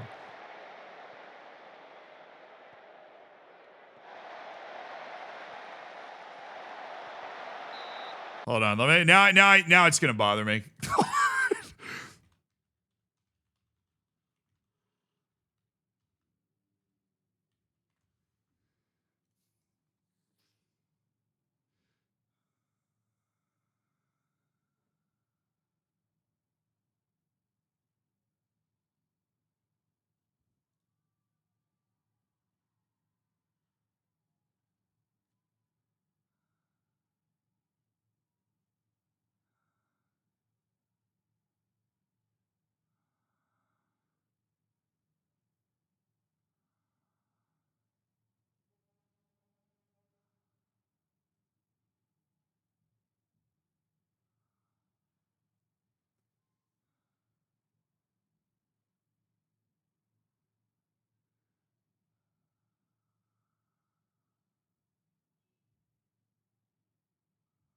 Dude, what movie was it then? No, you're right. It wasn't Lawrence of Arabia. What movie is like Lawrence of Arabia that my friend's mom would have been born when it was made?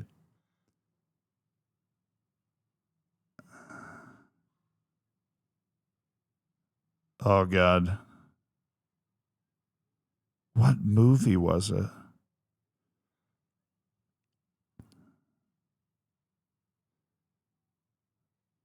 I would have sworn it was Lawrence of Arabia. Did they like remake it in the 80s or something?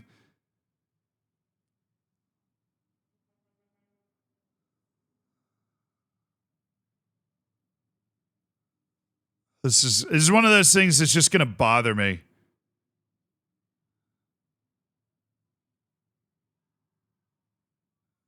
She wasn't in Ben-Hur. Ben-Hur's got to be like older than Lawrence of Arabia, dude.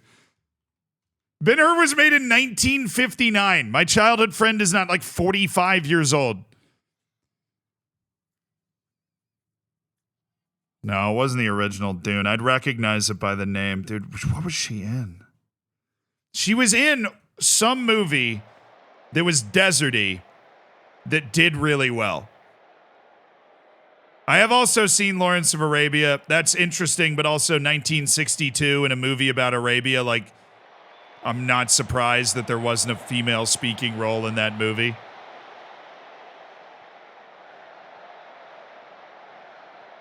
I'm gonna have to text my friend, which is weird because I definitely haven't talked to him in a while. Like, hey, so I was talking on stream about your mom, and I was just wondering, man, like, you know, what movie was your mom in? That's a totally normal text to send, right? That wouldn't be weird. I should do that.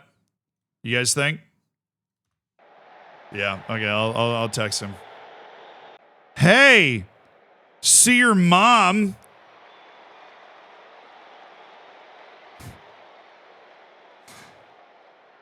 Your mom.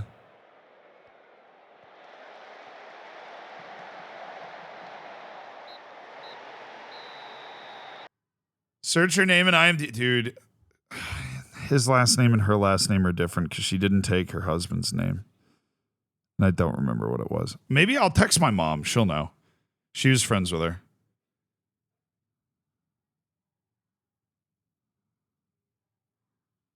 I'll just call my mom.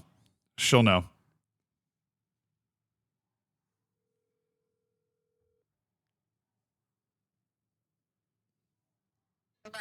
Hey, you're on stream. I don't know why this has come up, but we were talking about Lawrence of Arabia. What movie was Garrett's mom in?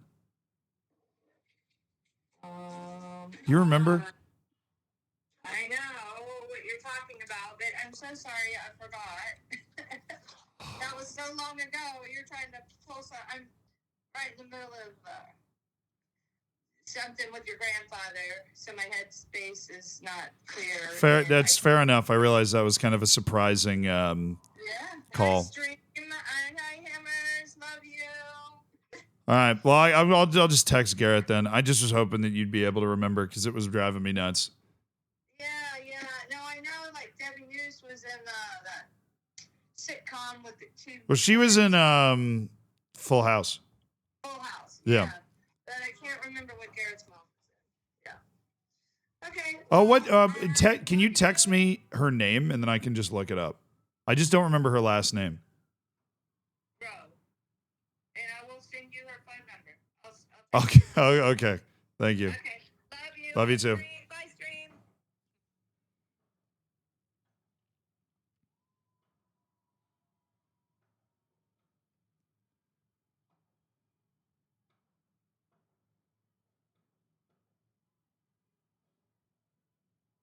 All right, just texting the Madre.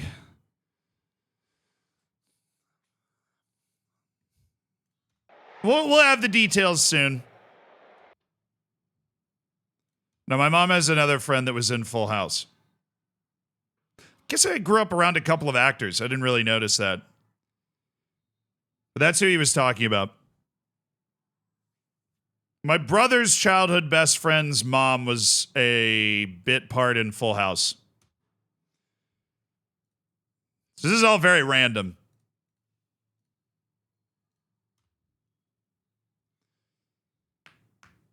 My mom was not an actor, no. No, my mom was not an actor. Yeah. Hear from YouTube, see this in a few weeks. What's up, Bane? We're getting better with the turnaround times, okay? We're getting... Wow, I just had an 18-year-old completely blow out his knee. Oh, I feel so bad for him. I'm going to recall him from the loan so that he can recover here.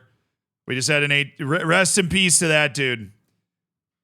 We just had an 18-year-old blow out his knee. Good career. Yeah, it's over. The dream is over. Now, you know, we'll stay with him. We'll stay by his bedside, keep him company. All right, Marquinhos. Nobody's making offers for this guy? Dude, I'm first in the league. Just look at the league table and then sign for me, Marquinhos. Are you joking?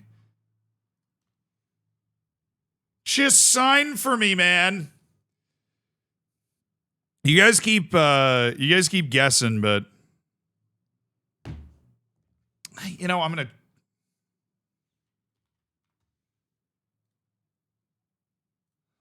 I don't remember her first name.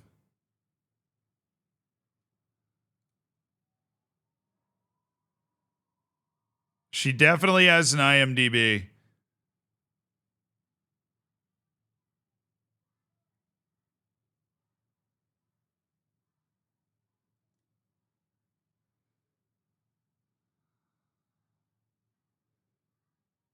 Bro, I really get stuck on... It just bothers me. I don't know why I don't remember this.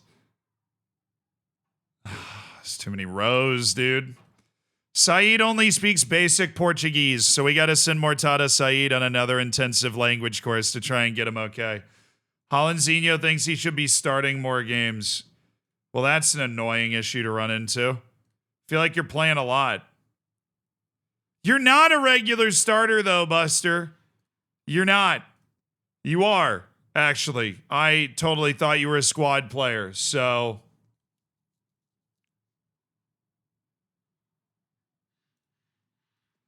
Sorry, you have a very bright future and are a fabulous wonder kid, so I will start you in more games. My bad. I just passively made nearly $2 million that month. With no player sales at all, we just made $2 million. No, what was it? No contracts, like no media contracts or anything. Just made $2 million. Are we still doing this? Oh, I texted my mom for her full name. I think she just sent me her contact. Okay, yeah, I got it. I was spelling row wrong. That was a lovely goal by Tavra. That was second in goal of the month. She just sent me a picture of her contact. And I was definitely spelling row wrong. Prince of the Tides? What is that? She was in Prince of the Tides. It was a B movie. Like, this was a huge deal when I was a kid. I'll say that. It was a huge deal when I was a kid. That's not her. She was like somebody else in the movie. Directed by Barbara Streisand.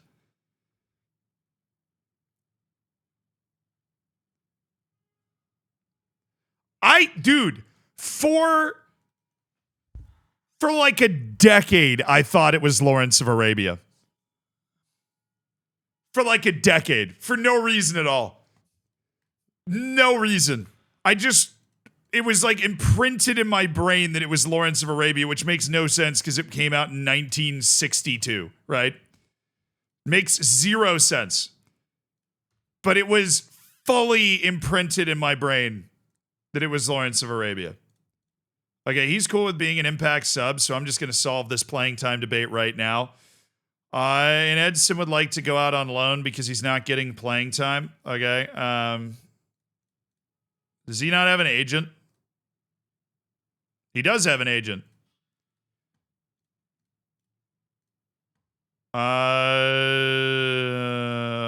You don't believe you can assist with this one? Okay. Playing time as promised hasn't happened. I'll try and get you on the field a little bit more, Edson, but I don't know about all these center backs getting all upset about all this stuff all of a sudden. I thought you guys were playing a decent amount. Tango, thank you for the 4 months. I choose to believe Sharknado. I was so close. My brain was so close thinking it was Lawrence of Arabia. Sometimes, man, you ever just look at yourself and you're like, wow. Don't even know why, what the origin of that was. Why I thought it was Lawrence of Arabia. No, she was in the Prince of Tides. Maybe it was the Prince thing. All right, Hollandzinho is going to start with Hologram. We're going to rotate out Bright REMB. Except he's on star player, so we can't rotate him out a lot. Oh, he's cool going down to regular starter. Well, then we'll take him down to regular starter. I think he gets that he's not superstar material here. All right, we need the right back, Lucas Suarez. Okay, Oyama, Tavra, Burrow, Marcinho. We're going to drop Burrow for Bisciglia and then just use him off the bench. Botafogo is having a terrible year. They got bumped in the Libertadores group stage. They were the only Brazilian team to get bumped in the Libertadores group stage. What's NCAA? American college football, baby. Why are we nervous? Go out there and enjoy yourselves tonight, all right? We're taking the pressure off. I don't know where the nerves are coming from. Probably because we've won every league game so far. It builds.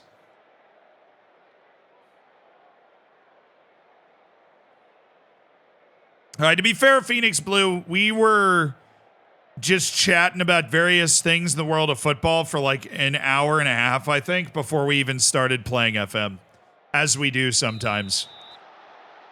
But yes, the side tangents have gone nuts.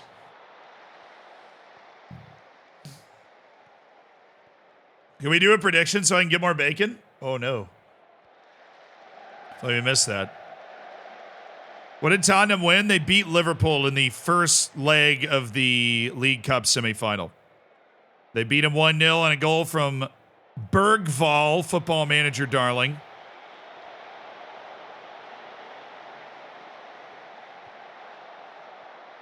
We're fine. We are fine. We are totally and completely fine.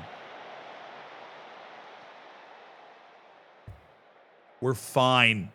Okay? Reports of our demise greatly exaggerated.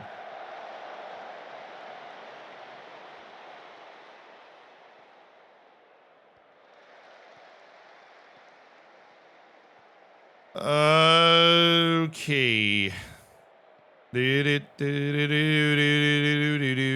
Lucas Halter, Luis Enrique.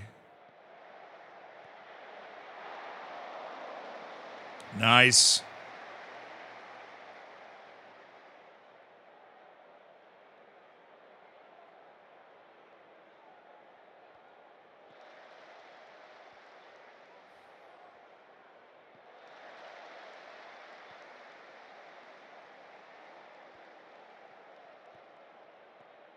Oh, that's a good ball. One good touch. He's trying to catch the keeper out with that one. Who do I support in American football? The Tampa Bay Buccaneers. Fire the cannons. I grew up in Tampa, so Bucs fan my whole life. Hardy har. They actually suck, though. Yeah, they have one of the worst winning percentages in the 4 major American sports, and yet we do have 2 championships. That's a goal. That's what I'm talking about. Multada Saeed. Hannibal has destroyed another Roman army. Love the creamsicle uniforms. How unfortunate that Todd Bowles will still be coaching. Yeah. He's not a good coach, but we've had worse, to be honest. No New York teams? No. I mean, I've lived here for 3 years, but I lived in Tampa for 19. So, for going on way to years there. I grew up going to Bucs games and Lightning games. That was, you know, my dad's had the same tailgate spot for Bucs games for like 25 years. You know, him and his friends tailgate every home game. It's pretty awesome. The U.S. doesn't have any fan culture, though, so, I'm sure it sucks. Thank you, Yvonne. That was a little scary.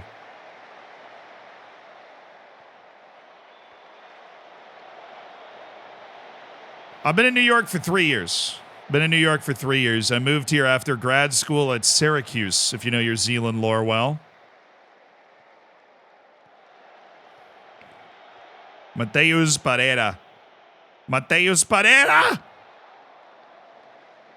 I remember Vinny Testaverde playing for the Bucs? I don't remember him playing for the Bucs, but I remember Vinny Testaverde. Why New York? I thought it was cool. And doing this job, you can kind of live anywhere, and there's great internet in New York. It was basically that simple. Coming out of grad school, I realized I could pretty much live anywhere in the world that I wanted to, and I chose New York because it just had it had aura, you know? Had that Jude Bellingham aura. Both of my schools had the same color scheme. That is true. I did not have to trade in the merch. University of Virginia and Syracuse are orange and blue. That is what, yeah. No, don't worry. I noticed that. I actually had an orange and blue comforter that I used, and I didn't have to swap it out when I went from one place to the other. All right, Keki's in for Bisciglia because Bisciglia picked up a bit of an injury. Off-brand Tom FM. Whoa, now. Whoa. Whoa, man. Do. I love Tom though. Tom actually, for the first time he came to New York, he slept on my air mattress for a week. Tom's a G that I wagwan.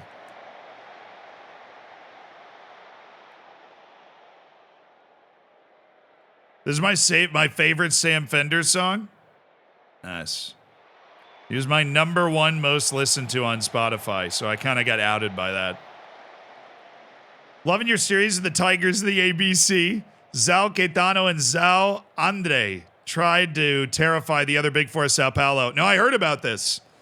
When I started this save on the first stream, somebody was telling me about these clubs that came from the ABC and had this brief resurgence in the early 2000s. Hey, it's 2-0. It's Lucas Fernandez on the delivery from Marcinho. Brilliant. What's my favorite Sam Fender song? I don't know.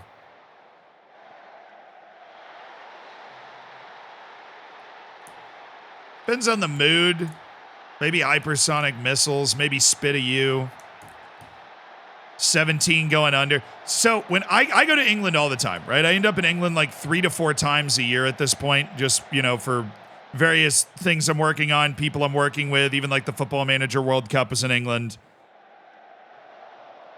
Every time I'm in England, the day I land and I'm getting over jet lag, I put on 17 going under and then walk around. That's the first song I listen to in country. Like I'll leave the hotel and just go for a walk. And I'll put on 17 going under. It just captures England so perfectly. How was it when the Dolphins went on a perfect season? Well, that was like 1972. So I obviously wasn't alive. But they played 14 games in a season, I think, before the playoffs back then. And the Dolphins really haven't been that good since. And I don't really like Miami. Kind of a rival Florida City, so I'm glad.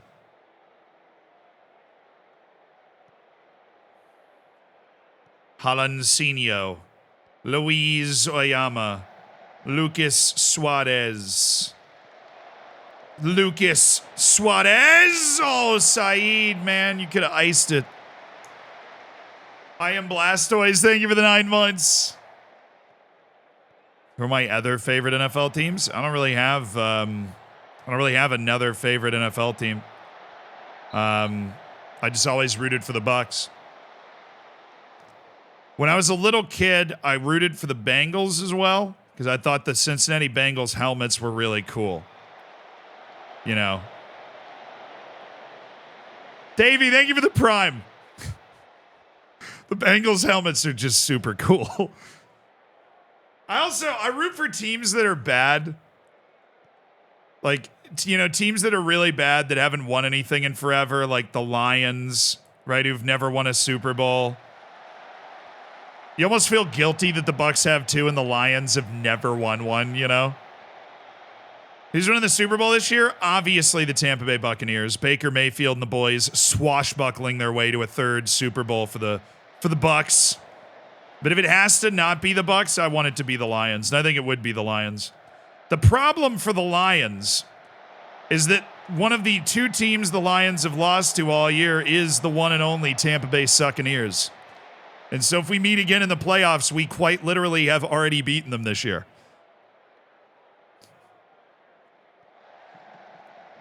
We know the Vikings are going to the Super Bowl? I don't know. Sam Darnold kind of choked in the last week of the season against Detroit. He kind of choked. He did not play well. I would be a little worried if I was a Vikings fan about Darnold's ability to play with all the lights on, Now he's going to go play in LA, and they're playing for a lot because they have a terrible fire going on there right now. And it's a cross-country trip in a big, bright stadium with the whole country watching. And we'll see how Darnold handles it. I hate Philly. I've always hated Philly. I hate every Philly team. Those dudes are jerks. They suck. I don't care if it's the Flyers. I don't care if it's the Phillies. I don't care if it's the Eagles. They suck. I hate them. They suck. My therapy was watching the Tampa Bay Buccaneers beat the pants off the Philadelphia Eagles in the playoffs last year. Anytime I get sad, I just think of that.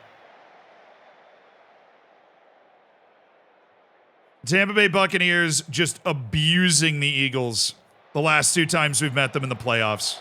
Just destroying them. You hate the Chiefs? Yeah, I don't like Mahomes. I recognize the fact that he is a great player, but Mahomes is annoying. You have to go through adversity for me to trust you.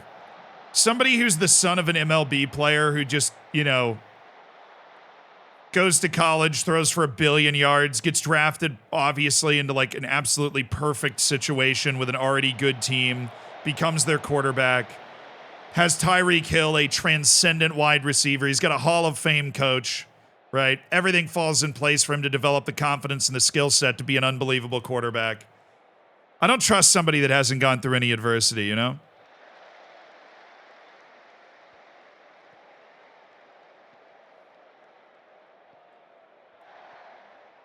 Dude's just got everything handed to him, right? He could use like another Super Bowl loss or 2. That's a lovely goal by Saeed. I would trust him if he lost another Super Bowl or 2, or like had a losing season or something. Then I'd trust him. Then I'd be like, all right, I get it.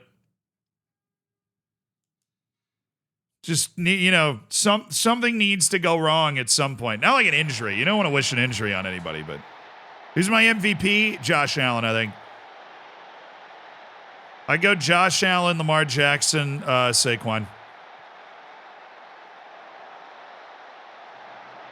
You don't trust who wins? No, I just, I'm annoyed by people that don't have to face any adversity. That's not the right response. I just am. I'm annoyed by people that don't have to face any adversity. Because I feel like Patrick Mahomes does not handle adversity very well at all. In the very little blips of maybe a referee's call goes against them, he turns into a petulant little, You don't even know him to know that? I'm just saying from a fan point of view. Obviously, I've never met the guy.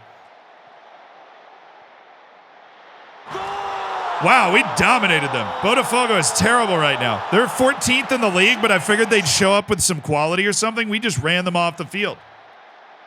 He has some adversity he has to deal with his brother.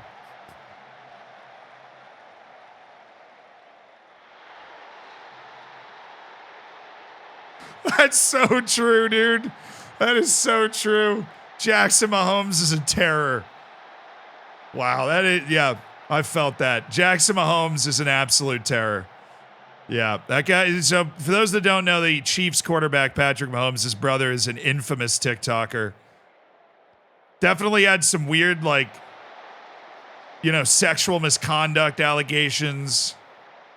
Just egregious TikToker, like the worst TikToker you can think of. Just a skeezy dude.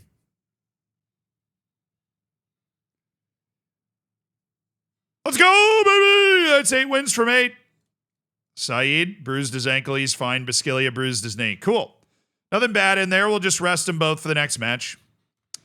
Pereira and Hologram are both suspended. Duly noted. Wolf Girl, what's up? Thank you for the 14 months.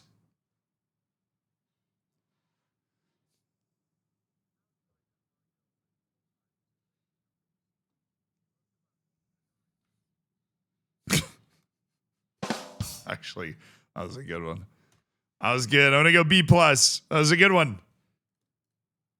Well, I read in your diary that... All right, there are 8 teams left in the Copa do Brasil.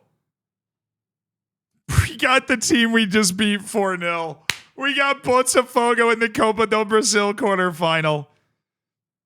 Oh, All right, I can work with that. Oh, but we have to draw the semis as well. I'll take Goiás and Sampaio Correa. I feel like that's the one we would want. Well, we didn't get it. So we got Vitória or Palmeiras. Probably going to be Palmeiras. All right, now we've got our scouting report coming in with some talented young players. Lee Min-gyu, Na Young-nam, Lee Se-min. Dude's last name is Seaman. All right. Lee In-sik. Just reading here. Michael Turnbull. Ryan Breton, Stanko Kovacs. Okay. Dude, I love this face pack so much. We've got Canadians. We've got Wu Xiaobo, and he's Asian. And then we've got Kieran Turner, who is black. This face pack is so freaking good, dude. Michelangelo Moreno, why is he not good? That would be so awesome.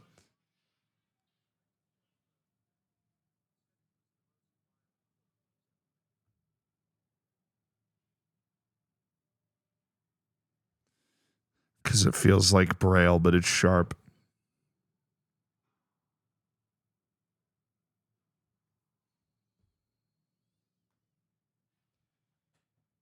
I got my blind friend a cheese grater.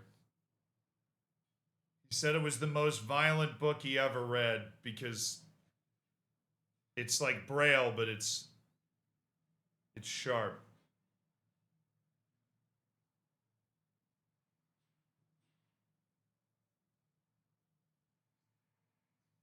Yeah. It's an A. It's an A. It is. You knew it was coming. Has to be.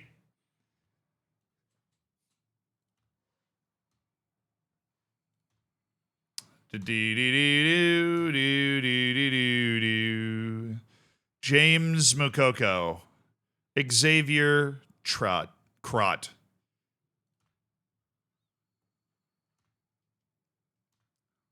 All right, now we're on the Aussies. There's always one Aussie in every save that's really good. Just how it works. Don't think we found it that time. Now we're on the Brazilian youth team. We've got Bruno, a 17-year-old center back. Okay. Mateus Mancilla Silva. Ooh, big fancy. Emerson Schmidt. All right, that Vinicius is a freak.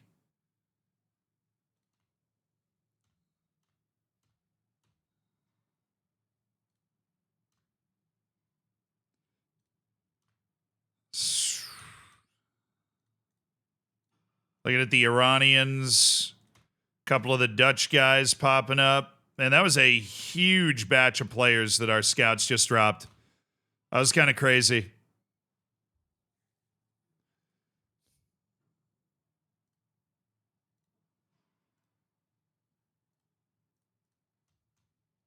All right. Now we're in that section of the league where we just play every league match every couple of days, I think. Because we're waiting for Libertadores knockouts. Have those been drawn? I think they were. Yeah, we got a pretty easy road. We got Atletico Tucumán. It's a pretty sweet deal. Hologram's not going to be available for this one, so maybe we get Edson in for a match here or there. My FM keeps crashing every match that I watch. At most every 2 games. I have about 50 hours in game. It's the first time this has happened. Check drivers and they're updated. So every time you go into a match, it crashes. Do you have any old saves from the same save file? Or are you able to vacation past the date of the match? Because what I want to figure out is if your save file is corrupted or if it is the graphics that are just crashing it. You can also, of course, just try to turn down the graphics settings on FM and see if that helps.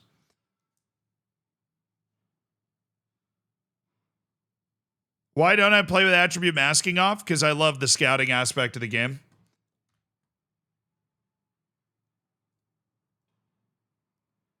I love the scouting aspect of the game.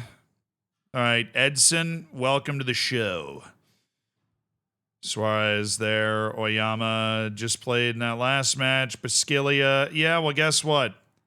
I've got this easily rotatable group of dudes here. We've got Burrow and Keiki who can both step in to play the wings, and Wesley Nathan. Saeed's going to get the rest.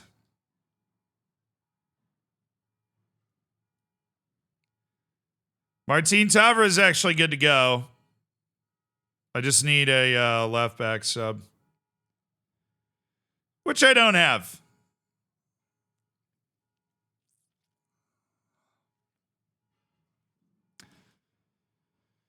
So who else with this team selection do we need to move? Don't think we need to move anybody. It's actually fine. Oh, Skelly Alvaro. Right. Skelly Alvaro is back. We'll just bump Skelly into that first team, you know, put him in there for Donato. So we've got Tavra, Alvaro, and then Wesley Nathan. And I've got 3 and then 4.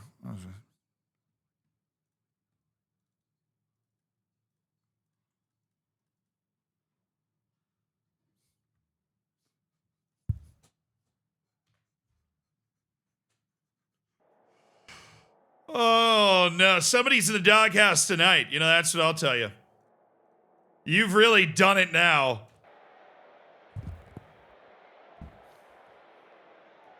Pavel the Drunk, thank you for the 18 months, dude. Thanks for supporting the stream.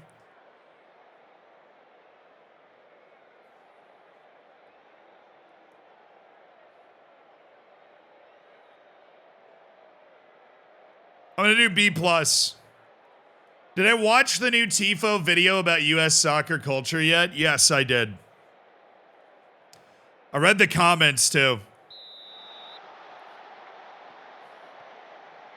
I don't really understand why the rest of the world cares so much.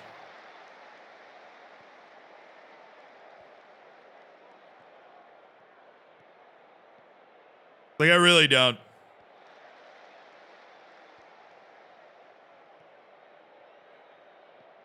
I think that the biggest takeaway for me at the end of the day is it's one of those, like, it's just rent-free. Like, why do you care what the fan sections in MLS are doing, you know? Like, why is this something that is so important to you? You know, nobody goes to freaking, like, the Egyptian League or something. Nobody goes to China. Nobody goes to Saudi Arabia. Nobody goes to Japan and they're like, what are you doing? You know, nobody's in Australia going, what is that fan section? You know, it's just the United States. I don't like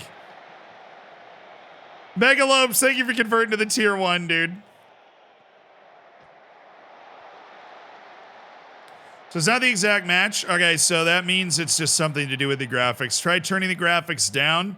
See if you can go into a match and another save. And you might need to just vacation that one match and see if you can go into the next match in the save.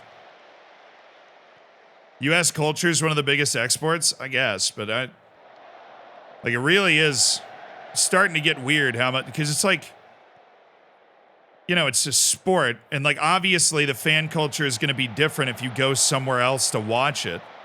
If it was exactly the same, it would be fake as hell, right? It would be so fake if the fan culture was exactly the same, which is impossible to do because England's got this really unique setup where the entire country is like 4 feet wide. And so you can legitimately have an away day on the other side of the country and reasonably expect to get home in the same day, right? The Tampa Bay Buccaneers are playing in LA. That is a longer flight than any train ride that you would have in England. Legitimately. So, I mean, obviously the culture is going to develop in a different way. We have all these different sports that have their own sporting cultures, right? I just don't know why people lock in on it so much. I think people like to feel like they're better than something else. You know? The United States does it too, right? The US is the farthest thing from perfect, right? But people like to feel like they're better than something else.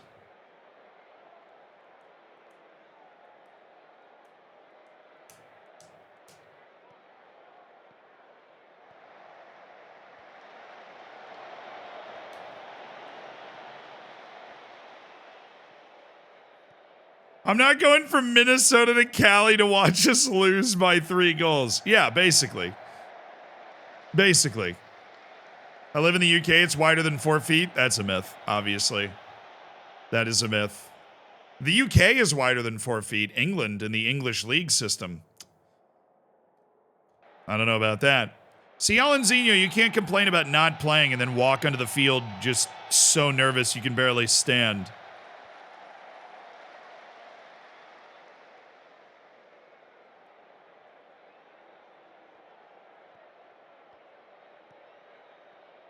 No, I mean, all of this just comes from a misunderstanding. Like, if you just went to Alabama and spent a month there, you'd be like, you know what? This is pretty nice. And if somebody from Alabama that thinks, that Europe is this, like, unlivable pile of people flopping in soccer matches, if they went to a match in an ultra section and lived with those, those dudes for a month, they'd be like, all right, this is pretty sick. But people don't travel and they don't, look beyond where they are. They just assume that it's the weird stuff they see on TV that's the only thing going on there.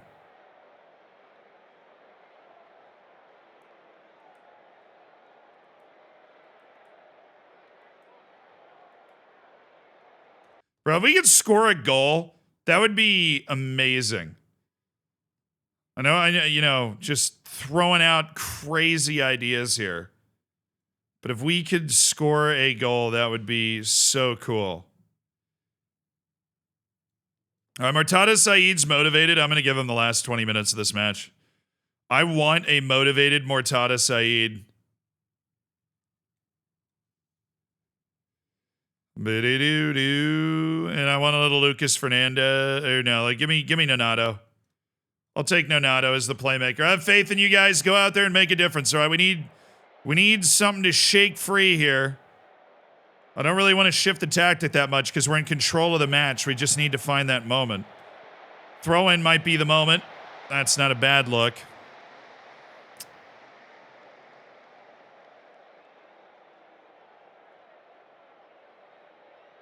Is it worth buying FM24? I would probably wait till FM25. Unless you end up not liking FM25, then you'll wish you had FM24. Because this is the last game made on the old interface with the old engine. FM25 is going to feel very unfamiliar. Was he on? That is an absurd goal. That is ridiculous. This season is just blessed by the football gods, dude. This season is just blessed by the football gods. We'll bring him back in. I don't even know what just happened. I was sure he was offside. We're going to set up some time-wasting maneuvers here. 87th minute, Murtada Saeed finds the goal. That's what I'm talking about, baby. Murtada Saeed. So you may won FM24 if FM25 ends up being... That's a crazy deflection. That's an insane deflection for Saeed. But hey, our perfect record in the league is still intact.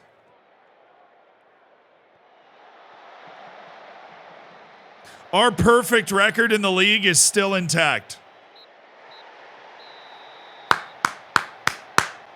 Play some NFL after. Do you guys enjoy my my dalliance with... That was college football. NFL's obviously the professional league, but American football.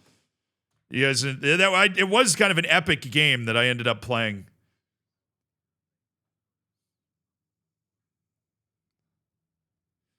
Thank you, Spook. Appreciate the year, brother. Congrats to the Golden Bacon. College football is better than Madden? Yeah, I think so. Madden, of course, being the professional deal. We just paid $500,000 to Santa Clara, and I don't even care.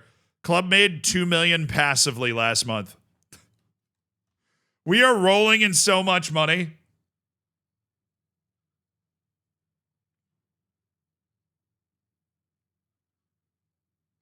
Can you increase the payroll? Also, can you give me more scouts? Just if I ask really nicely for them, will you give them to me? Asking for a friend.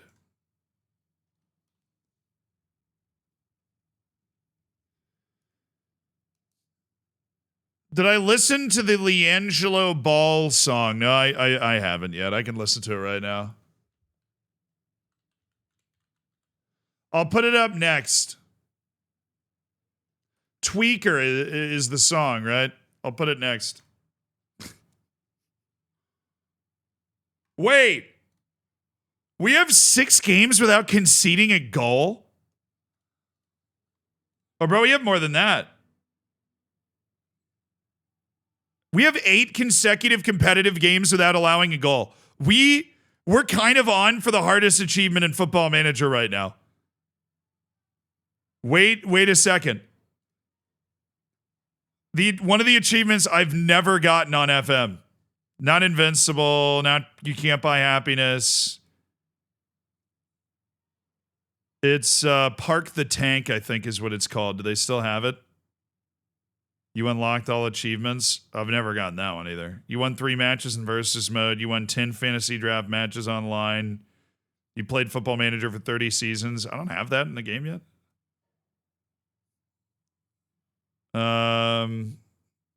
Beat your mates.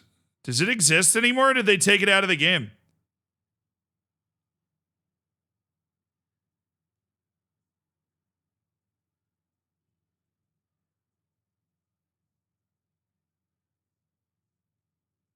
Nah, this sucks, dude. Why are people saying this is good?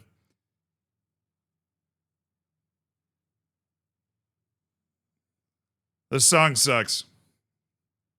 I like rap. This song sucks.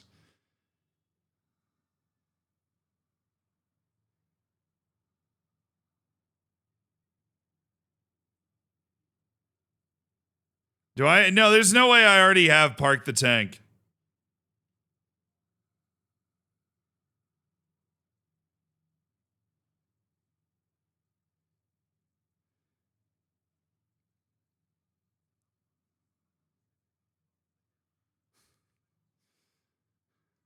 Hell yeah, Twitchy, thank you for the 11 months.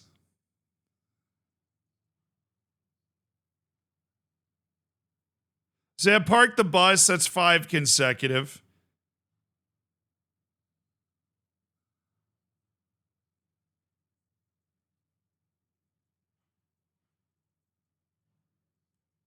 Oh no, Park the Tank is 20 clean sheets in the league in a season. They changed it. They changed it. It used to be 20 consecutive. It used to be 20 consecutive matches.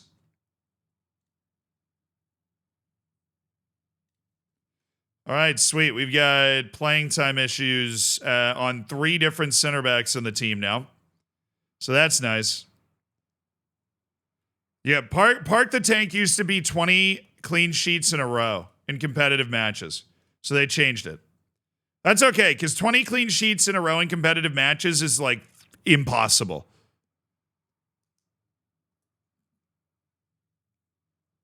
Yeah, they probably changed it because nobody ever could. Exactly.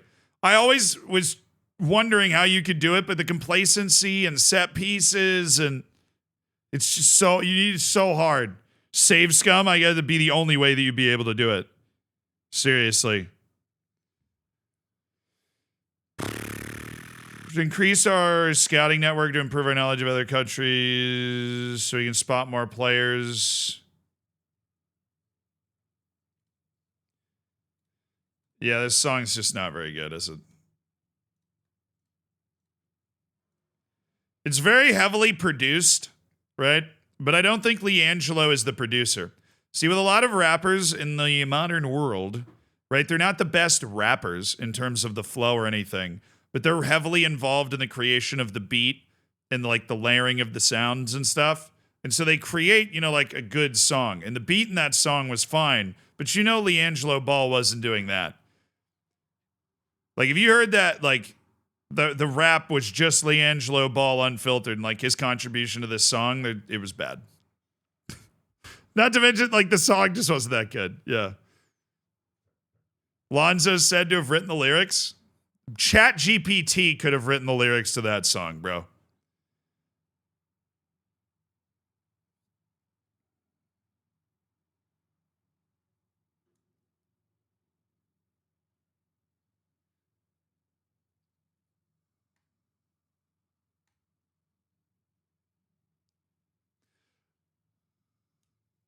Lone song better than Lonzo's song? Yeah.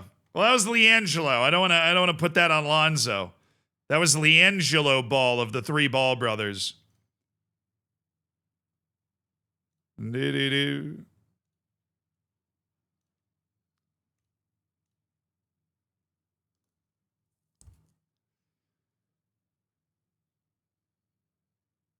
But another thing can be said for the fact that listening to that song, you really, really, really have to focus to be able to even hear the lyrics. It's not like they're a priority in the song, because whoever's producing the song knows the lyrics aren't actually that good. They can increase my payroll.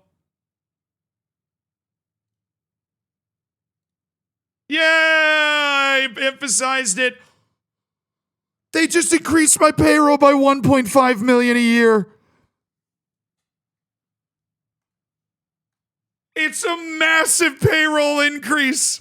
They just increased it by 1.5 million a year after I insisted. That's insane. This board and I, you know, we're just in lockstep. We're just in lockstep. Everything's going so swimmingly in this save. It's actually, I feel like the Patrick Mahomes of this, you know? Let the board cook.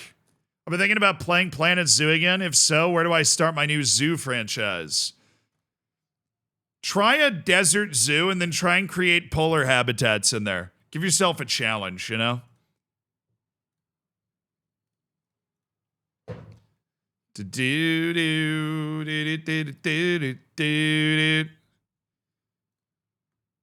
Solomon completes his intensive language course. Who? Staff member, I guess.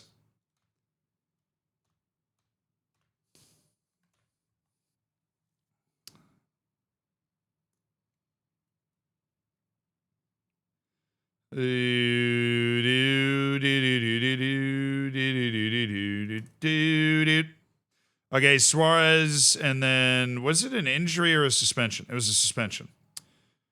All right, 6. So that means we've got Mateus Pereira back in the first team. We love to see it. Skelly Alvaro, he's super duper not cool to play today. And that means we've got Wesley Nathan stepping into the midfield. Lucas Fernandez going on to the front line. We got Marcinho stepping in next to Keiki. Arthur Salas actually had a terrible game out there last time. And Mortada Saeed is not fit, but neither are apparently anyone else for some reason. So we're just gonna forget about that then. Martin Tavra. Now I'm gonna go with Basquilia up off the bench, and then yeah, that's it. Okay. Now that Pedrinho's back, we'll probably never see Allison Santos again. It is what it is. Where's Salas? Still in the team. Right. The guy I'm literally starting at striker today. Where is he again? Where is he? Oh no. To continue our unbeaten start to the season, our ridiculous standard of perfection. The nerves are high because of the incredible unbeaten run that we are on. We are in the quarterfinal of the Brazilian Cup. We have won the Paulista, the Sao Paulo State Championship.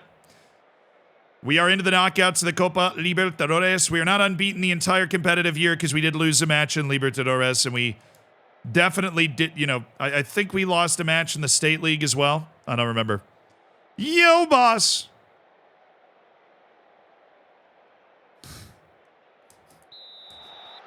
No. It does not. Although that conversation on the Reddit was really funny. There's a large conversation on the Reddit about like Football Manager potentially paying influencers, which I will say this fully. To the extent of my knowledge, and let's be honest, if they were going to try and pay anyone, I would probably be on at least the list, right? I have never heard of or, you know, been privy to any money changing hands between Football Manager and creators for anything.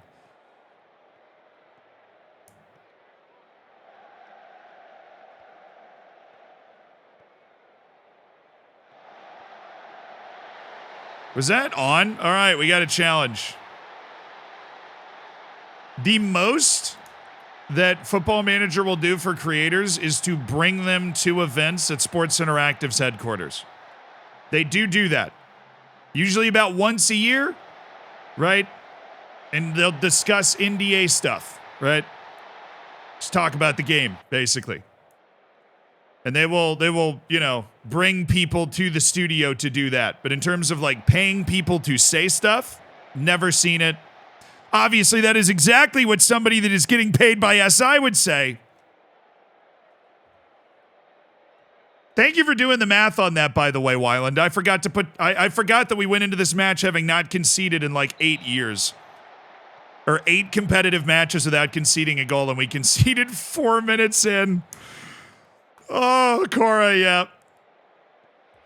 It is exactly what a paid streamer would say. Hologram, baby! The Tunisians! Gaming Charlie, congrats to the 3 years. I mean, honestly, I wish Football Manager paid me. That would be sick. You have any more hidden grounds we could do if Football Manager was paying me? That would be great. You know how many people I've taught how to play this game? I deserve it. Yeah, I deserve it. No, I'd never take a deal where I'm paid and I don't disclose the fact that I'm paid to do something. I would never do that to you guys.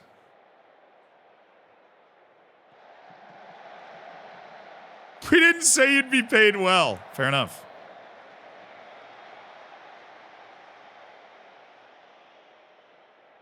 Yeah, we could check when the last goal conceded was to figure out, like, the full record. I'm just glad we got the goal back and we got control of the match after handling a little adversity. We'll hit an encourage right before the half, see if we can get that little extra burst.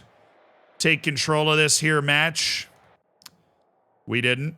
We'll focus on possession. Hey, we want to be able to control the ball here and try and make some magic happen. We can only use Saeed for, like, 20 minutes because he's still getting fresh after that injury.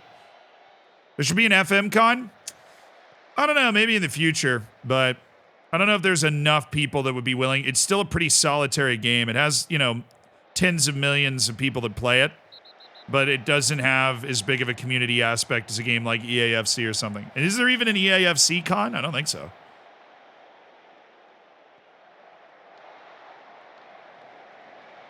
I don't think so. Am I paid to watch the dogs? No. I'm not. They offered, but I was like, no, it's fine. I'll take the Doogs. Be nice to have some dogs around for like 10 days, you know? Kind of fun. And I've got some, it's actually a very busy time in Zealand land. I've got some friends staying at my place as well. I'm actually sleeping in this room. I put an air mattress down. So I got dogs, I got friends sleeping in here.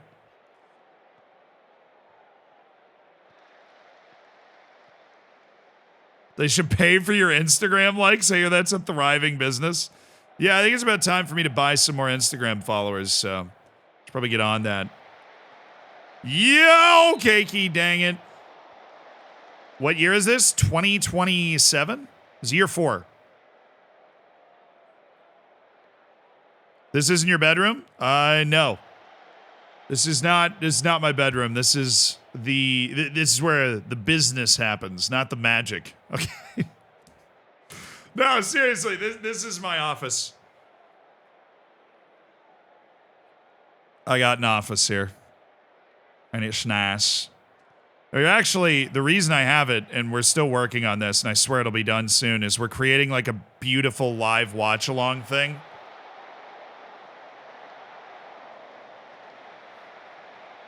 There's a TV on that wall and a couch right there. And so we're going to create like a watch-along studio thing in here.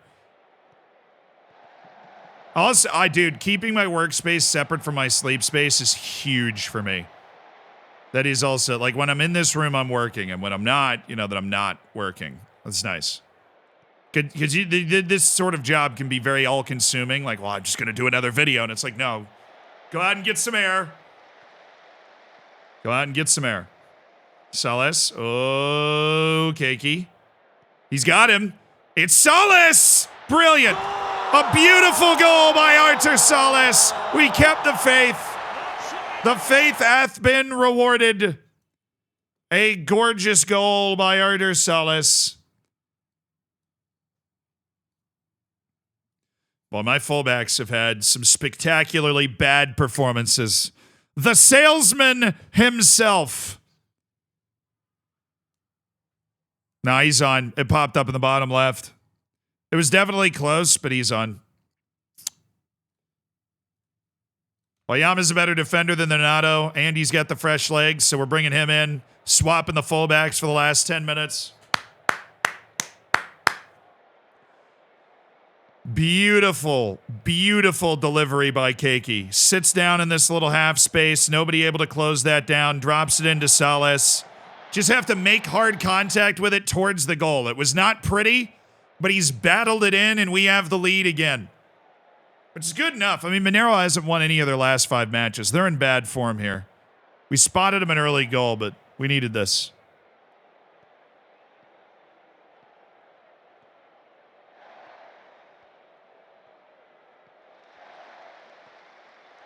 Fernandez. Marcinho. He's got Keiki. Andy was offside, so like 0 for 5 on that one.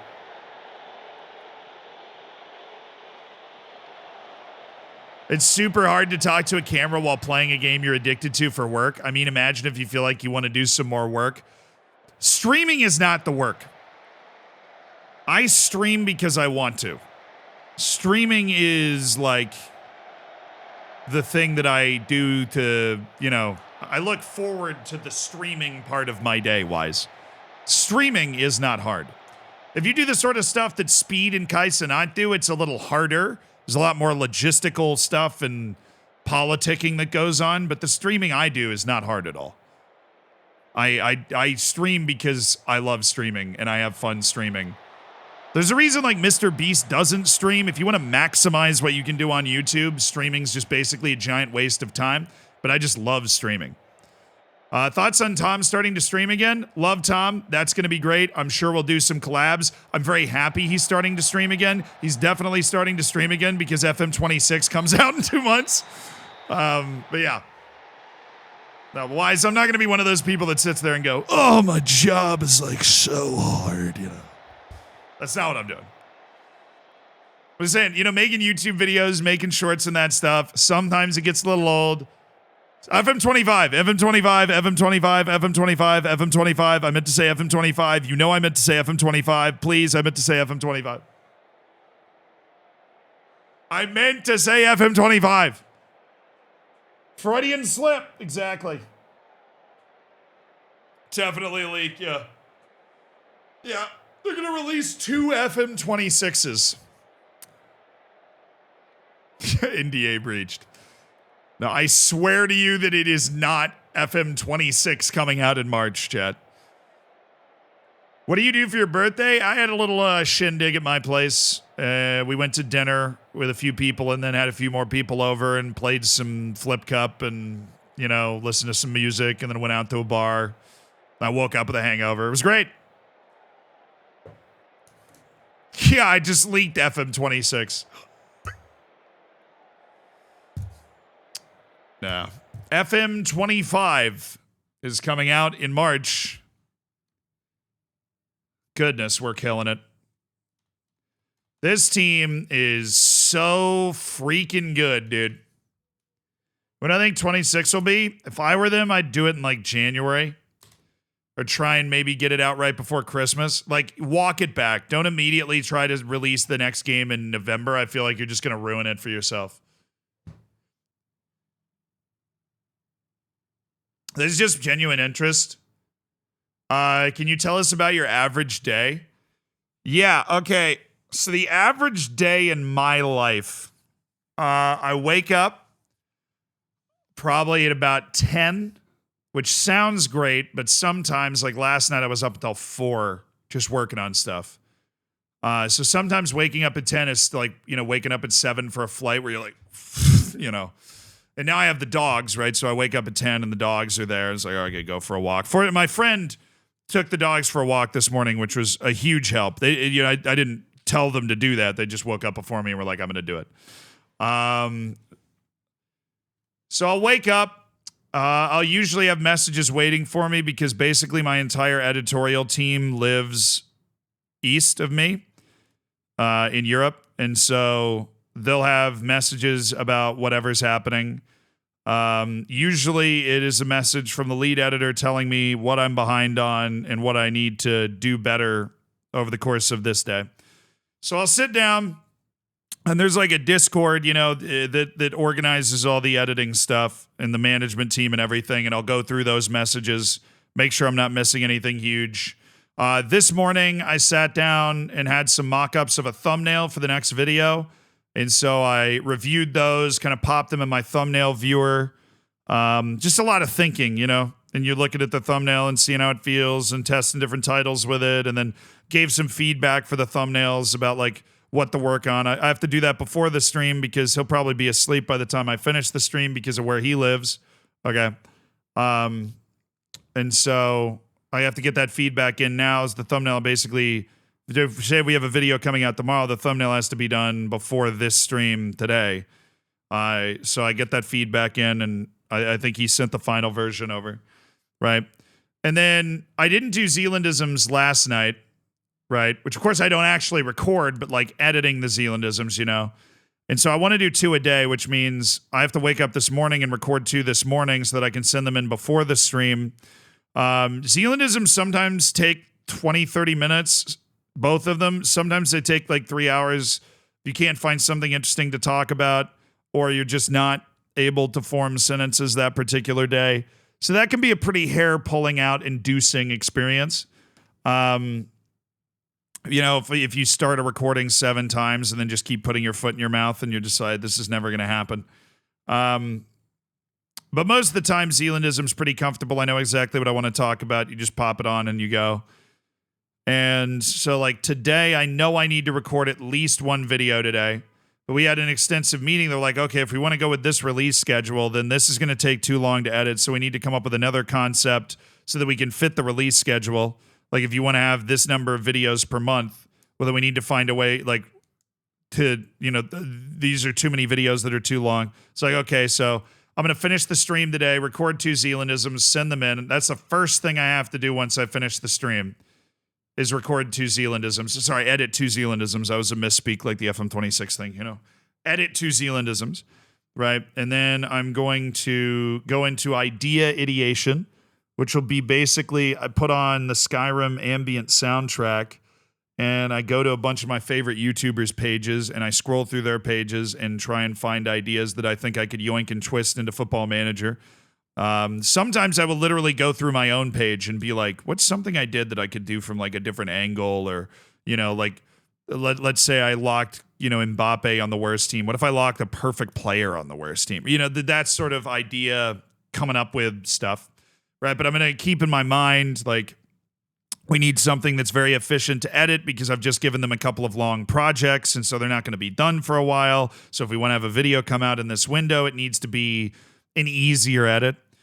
And so I'll do that, and then I'll prep the video, whatever that needs to be. Sometimes that takes weeks. Like if you want to do one of those complex database videos, then, you have to bring in somebody to make the database and you have to talk to them and have meetings with them and have to test the database and get the database ready so that it works. Like, for example, we're working on one of those World Cup things.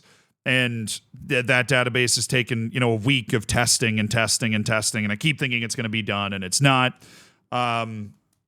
So I'm describing basically what's going on today. A normal day for me is I wake up between 9:30 and 10, eat some breakfast, get done any recording that is needed in a very timely fashion before the video. And usually in the morning, I'm behind on this right now, I'll try and handle all my emails, all my messages before the stream. Sometimes that's very quick. Sometimes it involves sponsorship negotiations. It involves meetings with agent, manager, editor, call, weekly, we have an editor meeting where the entire team gets together. We talk about the projects everybody's working on. So on that day, that's what I do before the stream. And that almost always runs over. So we've tried to move that earlier. But any recording that somebody urgently needs, I'll get done before the stream. I finish the stream. I usually take a little break because it's a long time sitting here with this on. I'll take a little break. I'll eat lunch, which is like 4:30. So that's not really a great time to eat lunch. And then I'll sit down to start my workday essentially. We've got isms. We got to do 2 of those a day. If you miss a day, you got to do 4 because then those 2 come out that day, and the other 2 are going to be edited overnight for the next day. And then most days that I have nothing else going on are days that I need to record a YouTube video. So ideally, in those morning sessions, I'll be progressing. If we have a database we're working on, I'll be giving feedback on the database in the morning so that by the time I eventually sit down in the evening to work on it, everything's ready. It's rarely the case, but you sit down, you record the video, then you record your shorts for the day, because we have a very fun shorts team now. And yeah, that process can be very efficient. It can be very inefficient. It is difficult at times to get yourself in the mindset to record stuff. But that's basically like an average day. I would say my average work day usually ends at about 10 p.m. And then I'll do whatever I want for an hour or 2 and then try to go to sleep before 1. Sometimes that sort of stuff runs long. Sometimes the video is really hard to record in the particular recording window, or something goes wrong. That's what happened yesterday. And I ended up recording 1 video from 12 in the afternoon until 4 in the morning. And I took 5 separate breaks to either walk the dogs or eat. And then I would just come back and sit down and record again. And those days can be pretty tough. And you can feel like you're beating your head against the wall a little bit. But, overall, it's a pretty sweet job, right? I mean, you do kind of control your own. What was my average day like was the question. You do control your own schedule. If you ever really want to take a day off, you can. I mean, that obviously involves disappointing you guys if that day happens to involve a stream, right? But there are also a lot of people that depend on you to do stuff. We've got a large team of editors, and if I'm not doing anything, then they're not doing anything. And if I don't do anything for long enough, then YouTube's very much a you reap what you sow sort of business. So if I work really hard this month, right? And let's say we make a ton of videos this month, I'll see the benefit of that 2 months from now.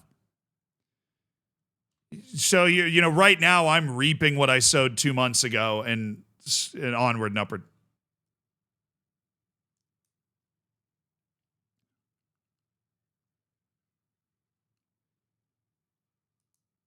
You release shorts? Yeah, I've started doing short stories on Instagram and TikTok about different football stories I find interesting. And that's done pretty well. And that obviously, not only if people enjoyed watching them, it also opens up an opportunity to do sponsored stuff on TikTok and Instagram, which can help fund my final passion, which is doing hidden grounds videos and making, having the ability to make these kind of travel videos where we go and tell the story of countries and football clubs and communities that are interesting to me. Which is what, it was just kind of the end goal after being able to provide for myself and my family. But it is, I work a lot of hours. I know some creators don't. I put in a lot of hours. You know, because I do basically everything. Most people do one thing or the other thing. There's a lot of people that just make shorts. There's a lot of people that just stream. I stream. I make shorts. I make YouTube videos that aren't related to my stream, right? I'm not a YouTuber where the videos are like clips of my stream. They're entirely separate ideas that are planned and executed outside of the streams. So yeah, I mean, if you count streaming as part of the work, I do work like a ton of hours. But do I have a family? I mean, yeah, I have a mom and a dad and 2 brothers. I'm not married or dating anyone, and I don't have any kids as far as I'm aware of. So I don't have like a family living in this tiny New York place.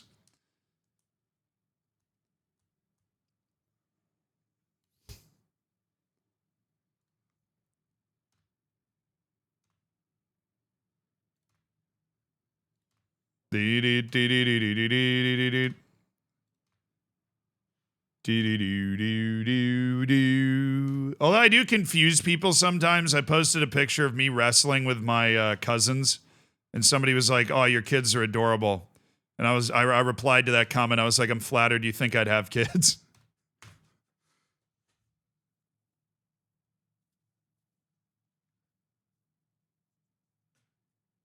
I thought we were your family, Z.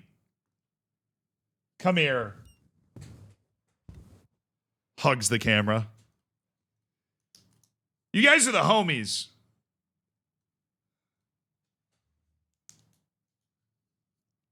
How high is the rent? I mean, obviously, the rent in New York is expensive, and economically, it would make more sense for me to live somewhere else. That being said, my hometown of Tampa, the rents have gone crazy. Crazy. Crazy. Crazy. Yeah, like, I've had meetings with people that have been like, you know, it would make maybe economic sense to like stop streaming. And it's always just been a non-starter for me. I just really like streaming.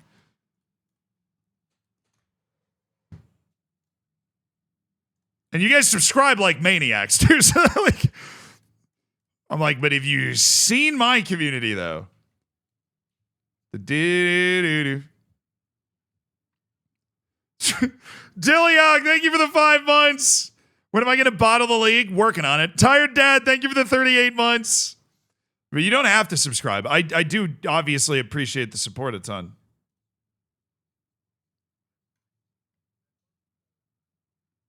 So Alvaro, Tavra, Burrows, Saeed, and Graham are all on international duty.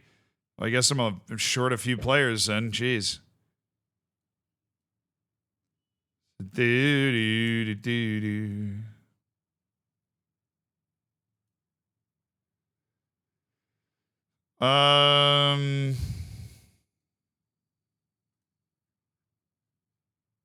need a defensive midfielder on this team, and that'd be Luis Oyama, baby. Woo!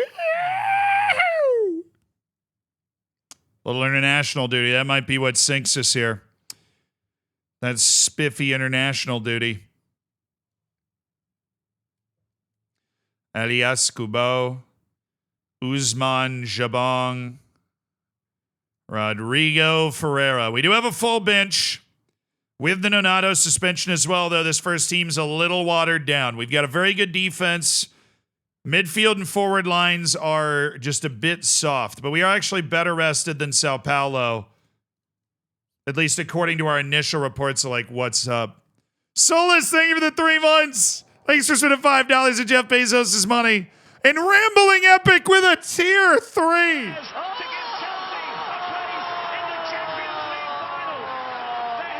Oh my goodness me.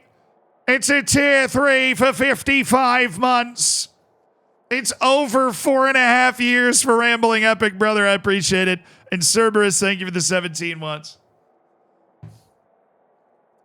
I would say the number one thing you hear from content creators, though, if you want to know what the daily life is like, it is very, very lonely. It is a very lonely pursuit. There's a reason that content creators gravitate towards hanging out with people. Like, it is a great job. I love what I do. I love making videos. I love streaming. It's lonely. It is like it's one of the number one things, like when a new streamer will blow up and they do it for a little while and then you're kind of talking to them, they'll be like, wow, it's kind of isolating. You're like, yeah, it is.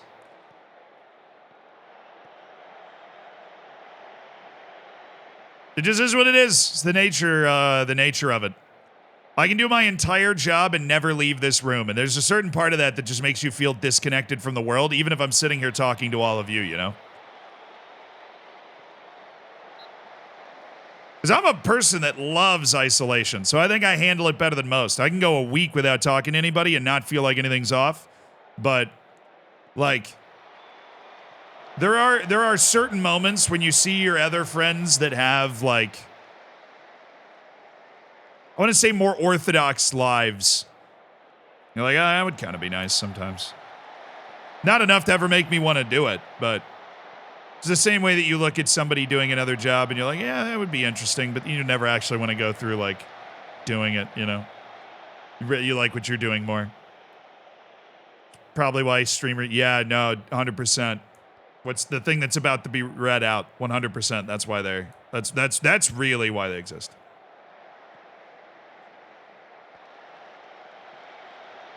But the people I feel bad for, honestly, are the ones who their only friends are streamers and YouTubers.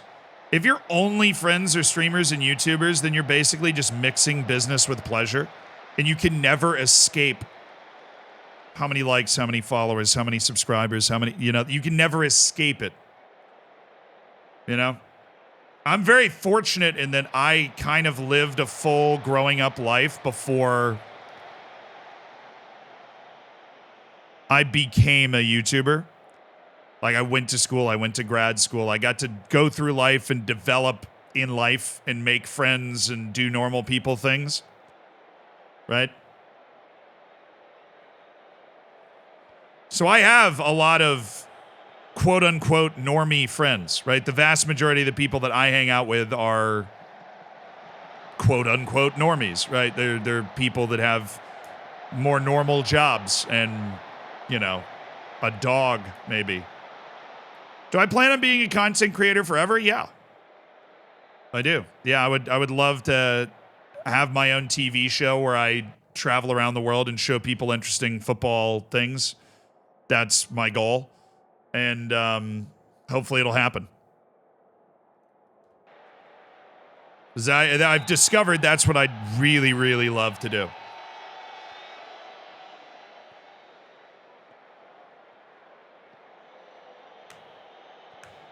Love traveling, love ball, would love to combine those two things, you know?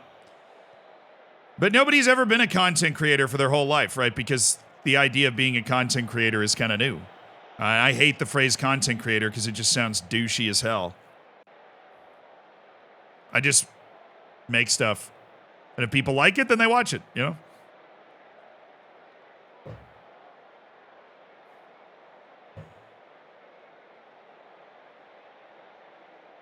Yeah, but having friends that don't care that you're a YouTuber or a streamer, people you just know and you hang out with, is so important. And I think the people that struggle with it the most are the people that their only friends are content creators. Because look, I have friends that are content creators, right? You've met a couple of them, right? Whether it be Tom, Macwell, Carl, right? And they're fabulous. Like, I love hanging out with them, right? But every single time we hang out, we're talking about YouTube. At some point, we're going to talk about other stuff, right? Because we're homies and we're going to talk about other stuff too. But at some point, we're going to talk about YouTube and algorithms and strategy. And we're going to talk about videos that they did. We're going to talk about videos that I did, right? Lelujo, Ben, yeah, same.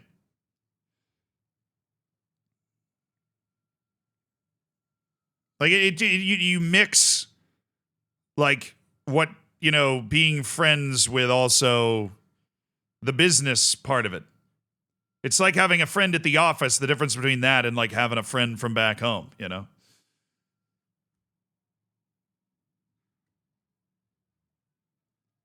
So it's nice to have those friends because then you can talk about that stuff and you know, maybe learn some things. And then it's also nice to have the friends where you can just kind of get out of it and just watch the game, you know? Both are good. It's a weird life. I don't know. I'm just talking about it. But it's definitely a weird life. Sometimes it feels like you have two lives, too. Because in a lot of aspects, I'm just doing completely... Oh, come on! What? How do we not score that?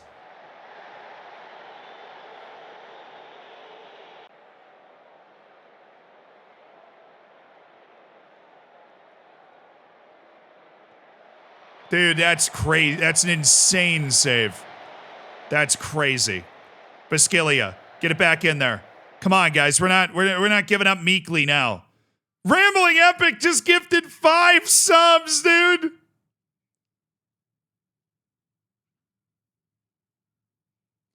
Thank you so much for the 5 gifted subs, Rambling Epic.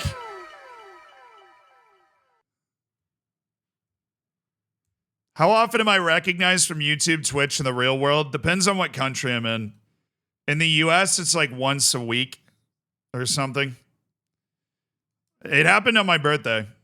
When I was leaving the bar, somebody stopped me and it was like, you look a lot like somebody that would play a lot of Football Manager. And I was like, have a good night. And he was like, you too. But in Scotland, it's the most frequent. It's like a lot.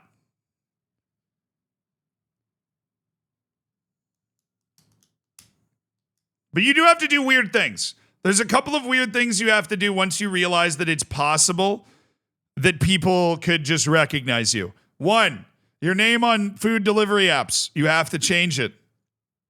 Because if you happen to get your food delivered by somebody that knows who you are, you just doxed yourself. 2, you can never say your phone number in public. Because if somebody happens to be standing at the same bar, they can hear your phone number. And if they know who you are, they now have your phone number, right? There's like a couple of principles that you have to learn in order to not screw yourself. And that takes a little bit to learn, right? What tabs can you open on stream that won't accidentally show your IP address and stuff? I guess we're just going to run Wesley Nathan into the ground here. All right, we'll do that. We'll do a little Luis Oyama right here. We'll do double advanced on support. We'll have Pedrinho going nuts.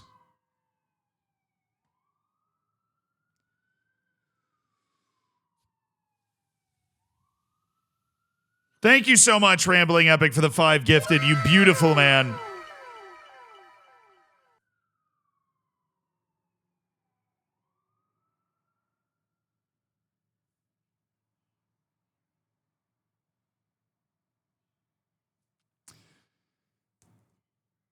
I have a pizza delivery here for Esteban. Dang it, I have to change it again. But there are just weird things like that just kind of remind you every once in a while. They just poke you in the back. Like, can't do that. Or like, you can't post certain pictures with your family or something because like, oh, well then that makes it really obvious where they are or where they live, you know. Like, oh, you have to post this. Just different things like that. Bro! No, you did not. No, you did not.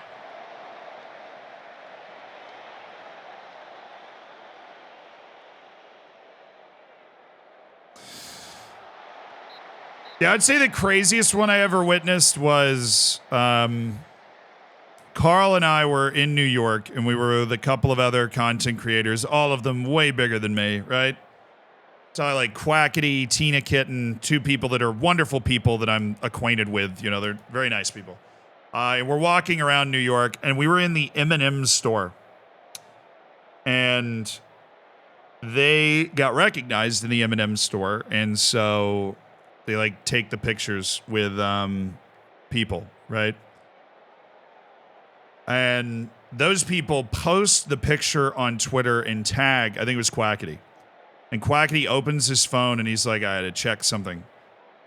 And then he sees that they tagged him in the picture. And then a Quackity fan account picked up the picture and tweeted Quackity in the M&M store in New York. And then Carl fan account picked it up, and a Tina fan account picked it up. And I'm not kidding. Security had to escort us out of the store. People appeared in that store so fast. Like 5 minutes later, we were deemed a security risk to the store, and they asked us to leave and had security like help us leave. It was crazy how fast it happened. And so when you ever feel like those people are acting weird towards fans, it's because the experiences that they have from those people are insane. And it just explodes. Like the moment somebody takes a picture with them, they know that they are potentially 5 minutes away from everybody knowing where they are. And then all of a sudden how did you get Ariembi? I asked nicely. Dang it, man. We are no longer perfect because of that unbelievable save on the line, and we also have 5 players on international duty. Our perfect start to the season, alas, it is over. They're trying to improve Keiki's deal. They're not asking for a lot of money, so I'm going to do it, but I'll take Impact sub instead. Yeah, because Keiki has become a way more relevant first team player than I expected. He deserves a bit of a pay raise. That's not an unreasonable pay raise, and it's a one-notch improvement in his playing time expectation. So that's totally fine. So, I mean, we ran into I'm just assuming you guys find these stories interesting, and I don't imagine that, like, Carl would be bothered by me telling you, since he told the story on his podcast of us saving a dude's life. We were walking through Times Square, and we ran into a middle school that was touring Times Square. And it turned out that whatever was going on that day meant that there were a lot of different middle school classes touring Times Square. And the only way we escaped with what felt like our lives was by running into the Levi's in Times Square and running down 3 flights of stairs and then hiding near the changing rooms. I mean, it was like, oh, that's Carl. Oh, that's Carl. Oh! And like Mr. Beast, an explosion. And I'm like, they didn't even know who I was, which, great, right? They're starting to pull the clothes off me because they're like, oh my God, what do you do for like Mr. Beast? And like, you know, like that. And there's moms that are like, running into the middle of the street in Times Square going, Timmy, hurry, he's here. You got to come get a pig. He's over here. And it's 200 people. Just 200 people. And Carl's like, Levi's. I'm like, yeah. And we just ran in. We just actually physically ran away into the Levi's. It's like a herd mentality thing. It takes one person, because the amazing thing is that a lot of the time, even if you are Mr. Beast, you can kind of just walk around, and if you're wearing a hat, you're not making eye contact with people, it's totally fine. But it's the moment it's like this group mentality. Once one person realizes it, and then a couple more people recognize that person, then all of the people, even if they don't really recognize that person, it's kind of going around the crowd like, oh, this guy's a big YouTuber. You want to get a picture with him? You know, like it just starts to whip around.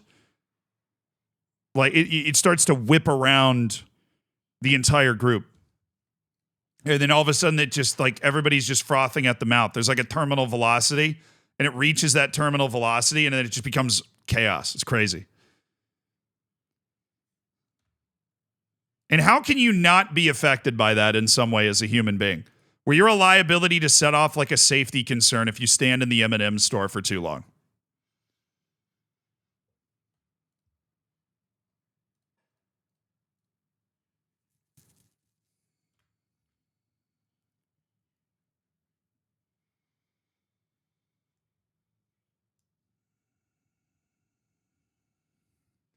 This is what it is.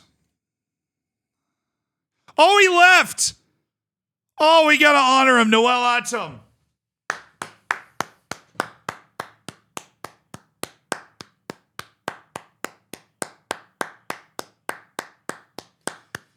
One more atom bomb emote for the road, chat.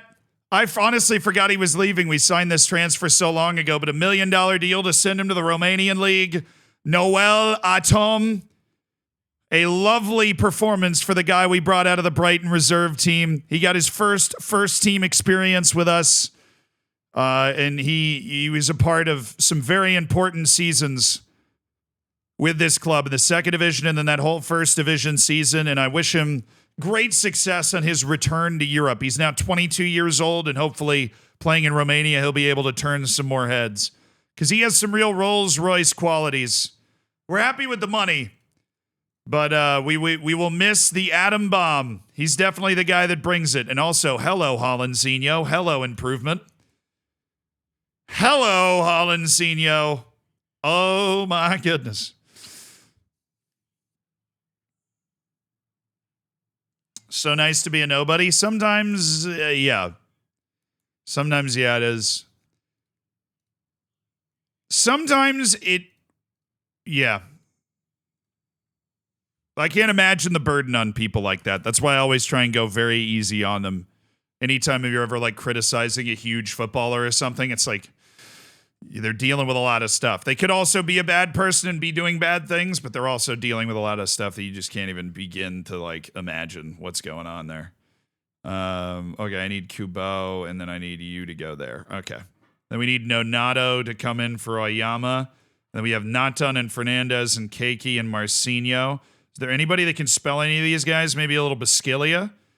And then Artur Salas is going to have to start again. Actually, we could go double wing subs and go Pedrinho and Basquilia. Then Lucas and, yeah, that works. All right. Hello from Northern Ireland from a Portuguese fan of yours. Oh, what's a Portuguese fan doing in Northern Ireland? Howdy, brother. Love your saving football saves videos on YouTube. About to start my very first save on FM. Reaper, that's awesome. Everybody wish Reaper luck with their first FM save. Been wanting to check out the new FM. I got some terrible news, brother. This is still FM 24.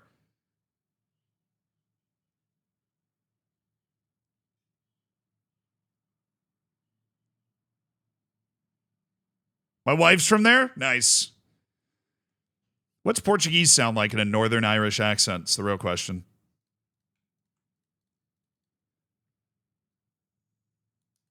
Hollandzinho's release clauses. He might need a new contract. That's not a bad idea.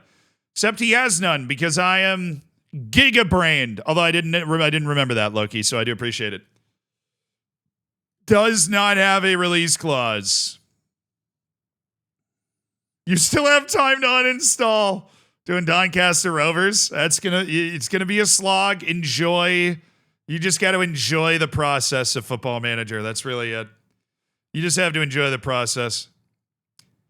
All right, we've got Bright Ariembi and Hollandzinho and Suarez and Mateus Pereira. Yep. Actually, I'm going to rotate in Elias Kubo with Hollandzinho. I think Bright Ariembi is probably fine. Yeah, they're all cool with their playing time except for Edson. Edson's like, but bruh, what is you doing, bruv? So let's do Edson and Elias Kubo. We have such a talented group of center backs. We might as well use them. Am I playing Vasco? Classic 4-2-3-1, nothing fancy. I'm going to throw him off with my asymmetrical midfield. You know, it is what it is. We drew our last match. It was 0-0. Our defense is still goated. But we could not find the goal to win it. And that's because we're missing a lot of our key creative attacking players. Tavra, Kevin Burrow, Mortada Saeed. They're all not here. They're all on international duty for these two matches. How dare Brazil make us play through this? This is ridiculous. How dare I have to only use the Brazilians on my team? Dang, man.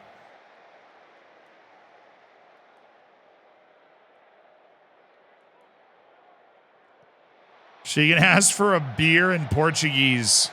Nice. Hey! Elias! Kubo!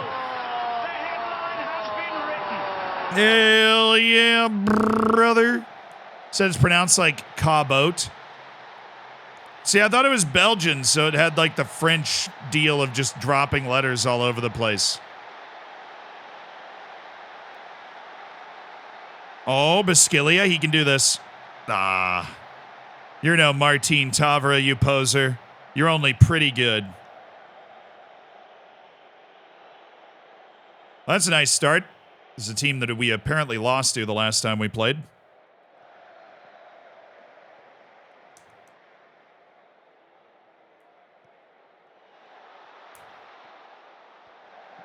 Unemployed without licenses. First team is Haichong Ice City in the second division of China. That was a beautiful goal. Except he's offside apparently, so let's mute that up.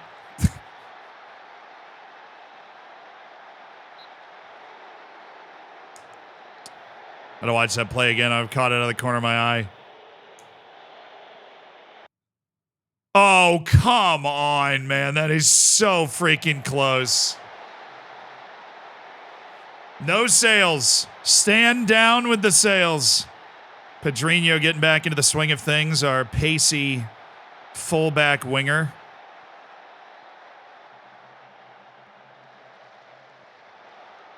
Yeah, that's all right. Committed the ultimate sin after 6 seasons in the 2 Champions League. 2CH.L. I don't know what that would stand for. Semifinals with PAOK. I took a PSG offer, joined them, and bought half my PAOK Wonder Kids. Hey, it's a game. Play it however you want. But you have definitely sided with the enemy on that one. Now, what the person that went to the Chinese Second League should do. Your first goal is to get your coaching badges as quickly as possible. So make sure you're at a club that has money in its balance so they can help fund your coaching badges. China has really strict foreign player requirements, so you're just going to want to look for free and loan Chinese players everywhere. Just make sure that your foreign players are all really good. Look for free agents in South America. That's where you're going to be able to find some guys that have some serious game that might want to come to China if you can pay them pretty well.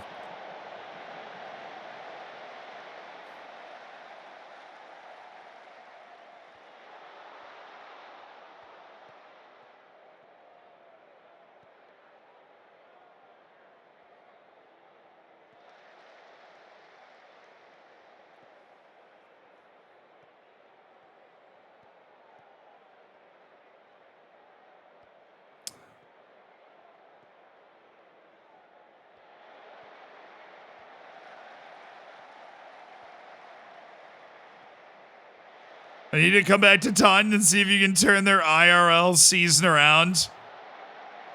Well, I know they got relegated to the 7th. Oh. But I thought, did they come back up to the 6th the following year? And our defense been a little loose. We have not been able to contest their midfield as well as I would have freaking hoped. We're giving their midfield too much time. Oh, that was Champions League? Okay, thanks.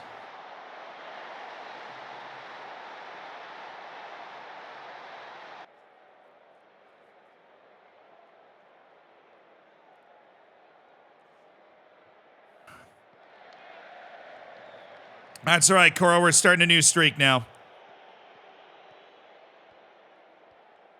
All right, Basquilia. Dang it. Middle. There you go. Oh, nice hit. The salesman himself.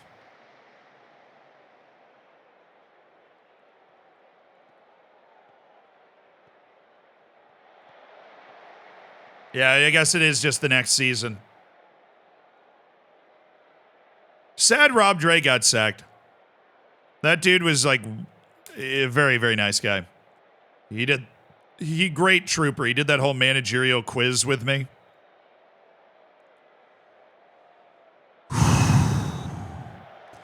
Lucas. The FM Saint. You know it's going in from Lucas Fernandez. You know it's going in. I definitely want to do that video at some point. Be able to manage some really lower league club for one game. I've always wanted to do that as a video. I think it'd be a hilarious video.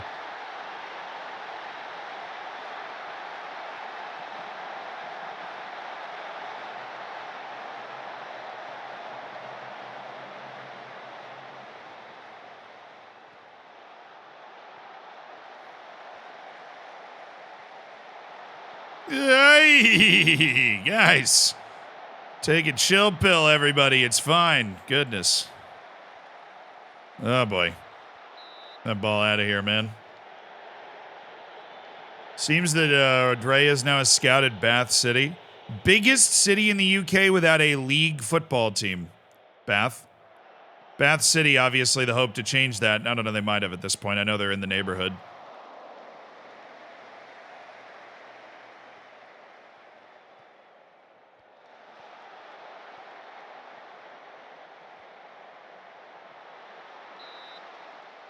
Oh, Jake, your Crumpet presents. Nice.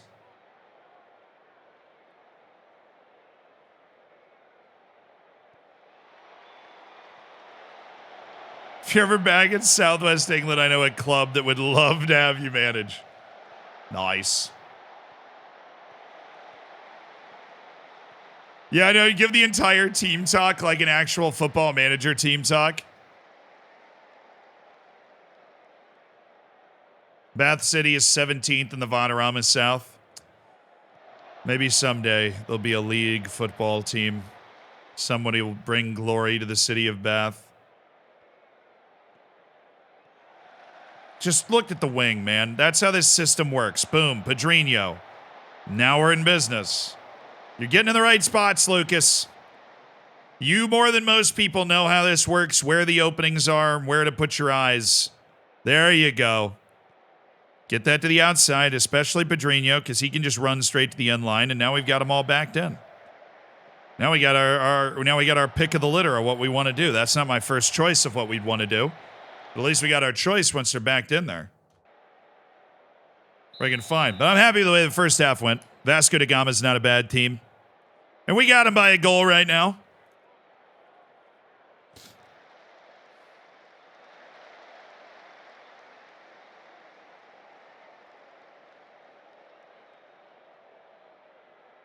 I keep saying that. Padrino's on a freaking 6.2 right now. Oh, there you go. Left. Use your eyeballs, Ivan.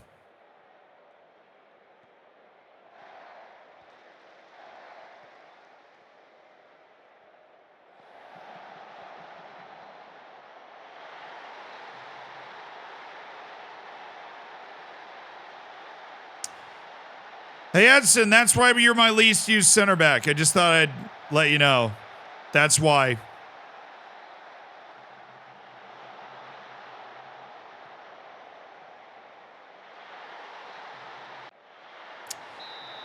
case you were wondering why your playing time is lower than everybody else's, that's why.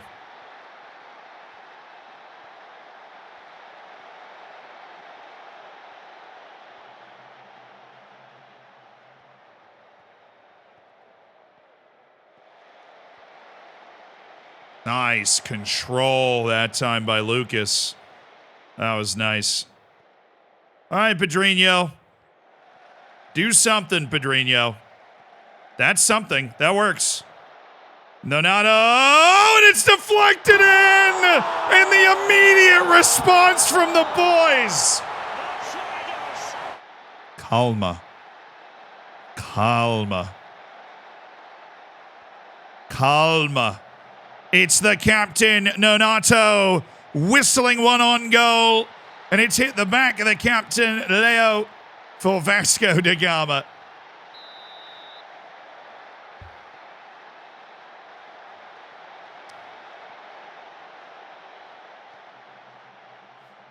Lucas. For oh, that could have gone anywhere. Padrino is waking up.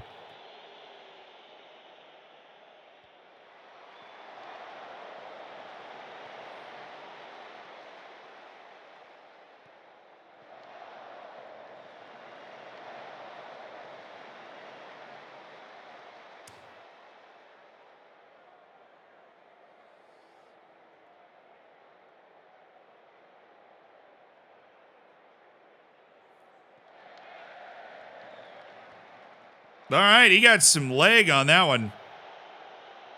All right. Oh no, Suarez has got a knock. Who else can we get? Wesley not on. Maybe not quite feeling himself. We'll throw Luis Ayama in there. Yeah, I'll get Pedrinho too. Why would I not get Pedrinho? He's been bad. Even though he's gotten into some good spots, he's on a 6.1. That's pretty inexcusable match rating for somebody that hasn't missed a pin.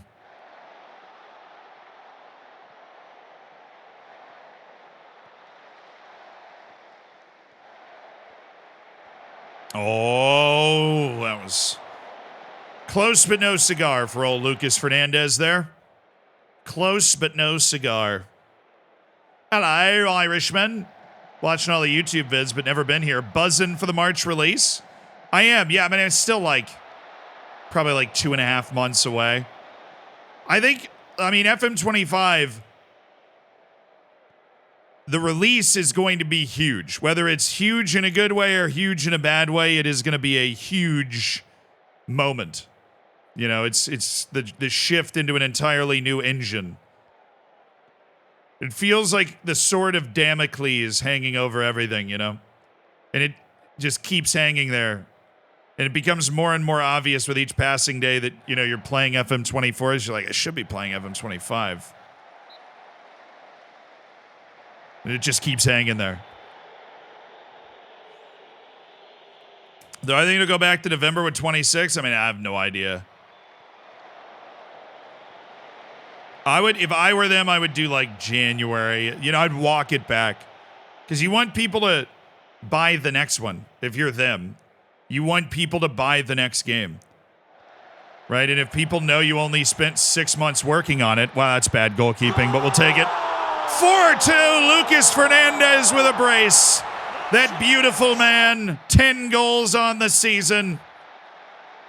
All day from the FM Saint.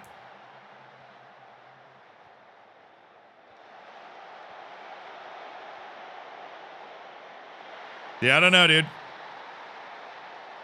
I really don't know much, Finny, about it. The game is going to be on a new engine. They're going to change the UI. They're going to change the graphics. They're going to change the match engine. It is going to feel completely different, right? Because, you know, the screens of where to go. When they're talking about changing the UI, they're talking about changing the flow of the game. The inbox is going to over there, and then you have this, and then you do that, right? The flow of where you go to handle stuff is going to be different. It will feel like a pretty different game. The hope is that, you know, you obviously upgrade what makes Football Manager great without losing any of the things that make Football Manager great while trying to make your adjustments. Football Manager does need an upgrade, right? It looks like a mobile game from 2007. It needs an upgrade. But anytime you go for that big leap, there's always the worry that you won't be able to stick the landing.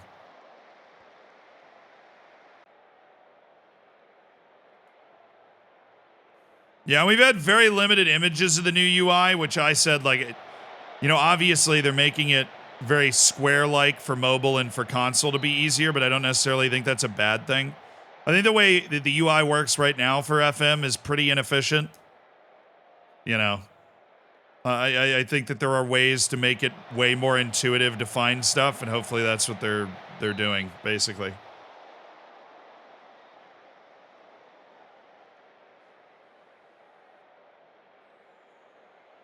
I don't know how to make a defensively solid tactic that's being attacking at the same time. Well, if you have a 4-2-3-1, take the two midfielders and make them defensive midfielders. You just made the tactic a lot more defensively solid. Obviously at the expense of some pressure that your midfield's able to create.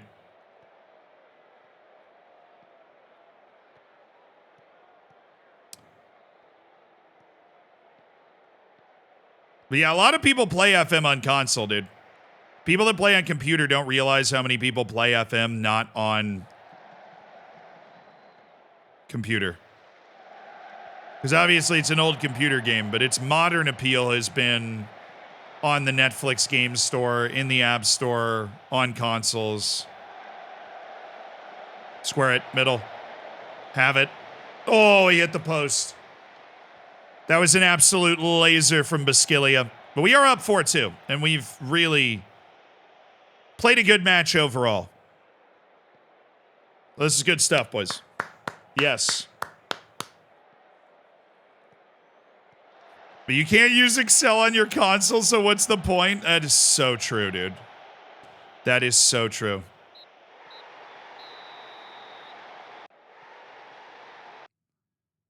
Well done, baby. Well done. All right, we're still top of the league. Cruising and cruising and cruising and cruising. 12 matches, 11 wins, 1 draw. We'll take that. Oh, Suarez.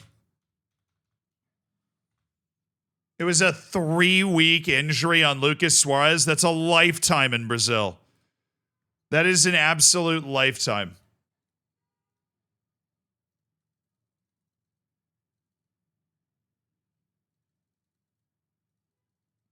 Is the transfer window open? Is it July?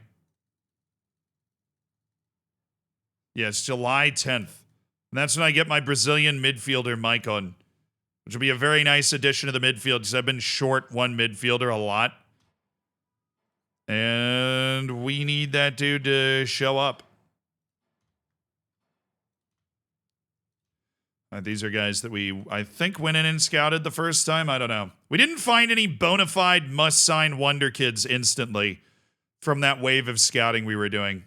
Oh, Ferreira's he's retiring. That's fine. We'll have another guy retire as part of the club. He doesn't want to go play not in the first division. He's obviously a bench warmer now, but he has improved remarkably as a player. We love to hear words like remarkable around player development. Those are nice words. Them's nice words to hear together. When is the... So Libertadores is a very large break between group stage. Well, I guess it's... Final match was May 5th. And then the knockouts kick off July 21st. That's pretty similar to the way Europe used to be. Gap-wise. Just feels weird that it's over the summer.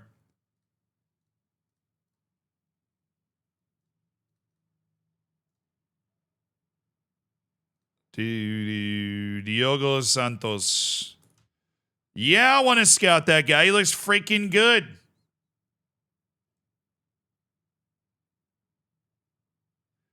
Botafogo. Wait, are you serious? Botafogo's team's threatening to not.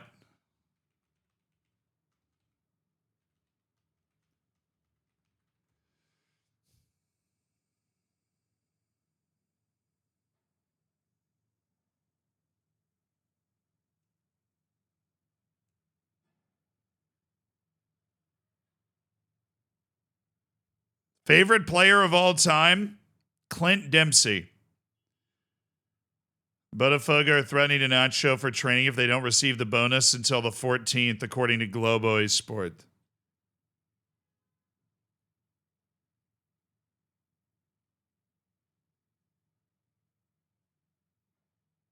Yeah, post the link, dude.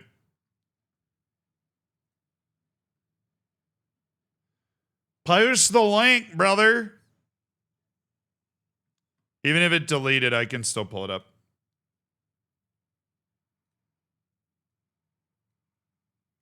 Botafogo players threaten not to show up if club does not pay overdue amounts. By the 13th, the day before the scheduled date for the reappearance, club sees movement encouraged by businessmen. I mean, Texter's a billionaire, the guy that owns the club, so I'm pretty sure they could square this away. I don't know why they wouldn't be doing that. But I'm definitely going to save that. That might be a Zealandism if it's getting weird enough. Thank you. That's pretty crazy. That's pretty bahonkers, man. Zims, what's up, dude? It took you that long to recover from my overwhelming ball knowledge. I tell you, it was so funny. So I was doing that wall at home, and I walk into the other room, and my mom comes up to me, and she's like, everybody in his chat was begging him to set a time limit on you. And I was like, I know.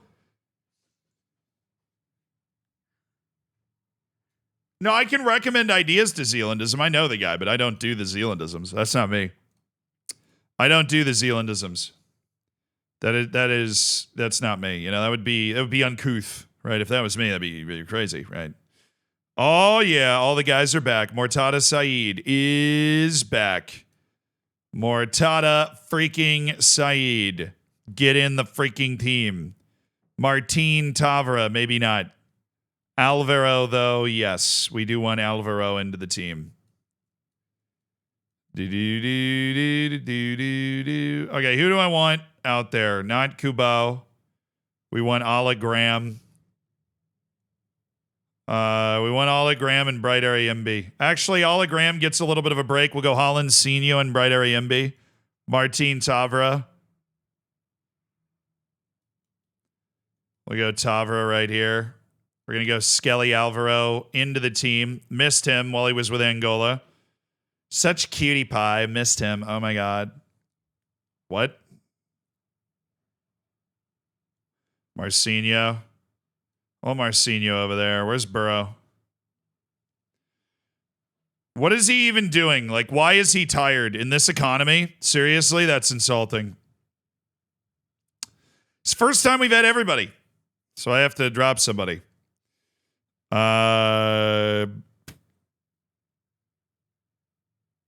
Fernandez, because he's tired. We'll just give Fernandez one match off. No strings attached. Sorry, but who is playing right wing? Oh, yeah. Keiki. Then I would rather have Lucas Fernandez than Pedrinho based off his last performance. We'll let him sit and think about how his actions have had a negative impact on my brain. Same with Edson. We'll banish them to the shadow realms here. All of my center backs are currently happy with their playing time. Considering we have 3 with playing time complaints right now, that's pretty sweet.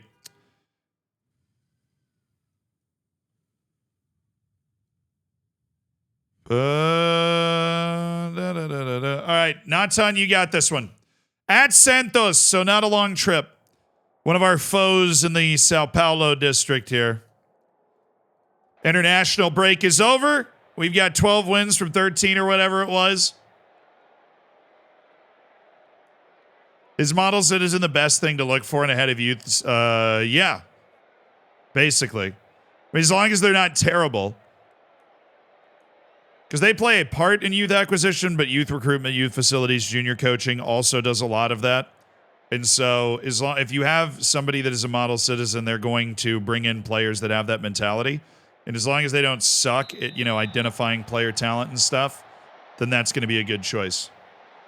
Been bashing your YouTube while working from home. The 200 kid Wonder Kid video was so good. Crazy one. Player never hit 100 and the database has no idea what could have been. I know.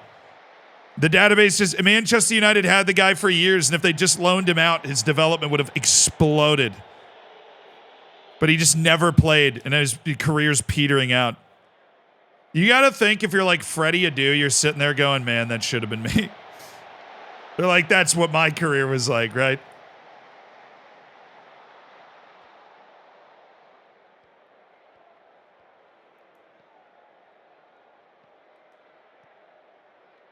Riwa.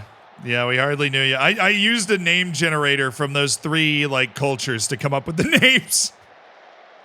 Those are the names I got from the name generators. Now, Freddie Adu is just the first young teenager to break into MLS. There have been ones since. It's like Luca Romero. Just because you end up in the first team at 15 doesn't mean you're going to end up being an all-time great. The same thing happened to Freddie Adu. He just happened to be really good at that age, so he was able to get into the team.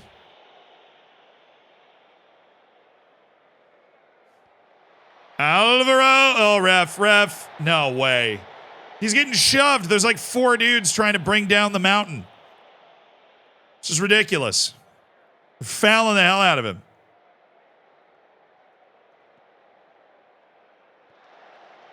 Do we have any calendar yet for FM25, other than the fact they said it would be released in March? No. I don't believe there was a date in the original announcement, but I would imagine it's later in March. What's the name for the American kid on City?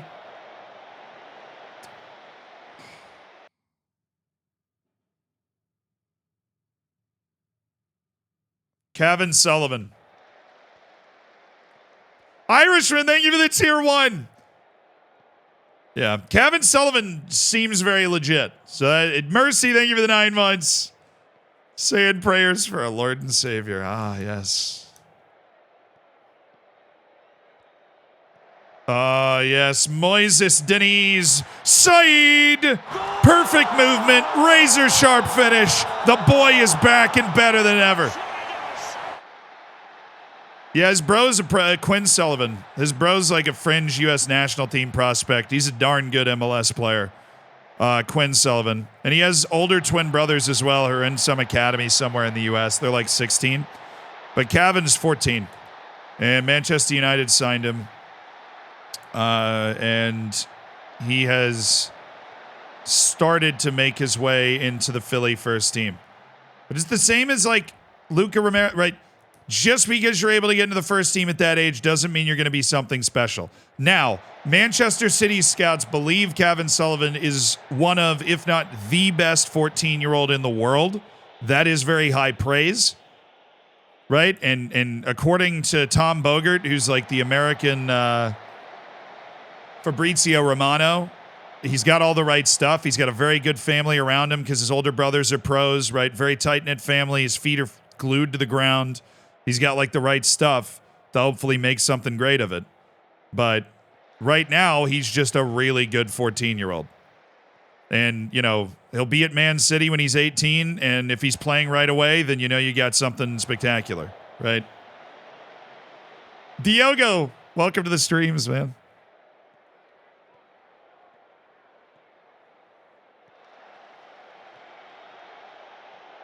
Yeah, I mean, that's really the age where the blow up happens. 13, 14 to like 16, 17 is when you really see where a player could be headed. Hey, it's Keiki! And it's 2-0 to Albinado over our hapless Santos, who are 15th in the league. They have been struggling in the rampant Tigers of the ABC. They found a brilliant formula for success. A wonderful collection of players. And they're finding their goals, and Keiki is finding his form with his new club. Gavin's 15 now. Fair enough, he's 15.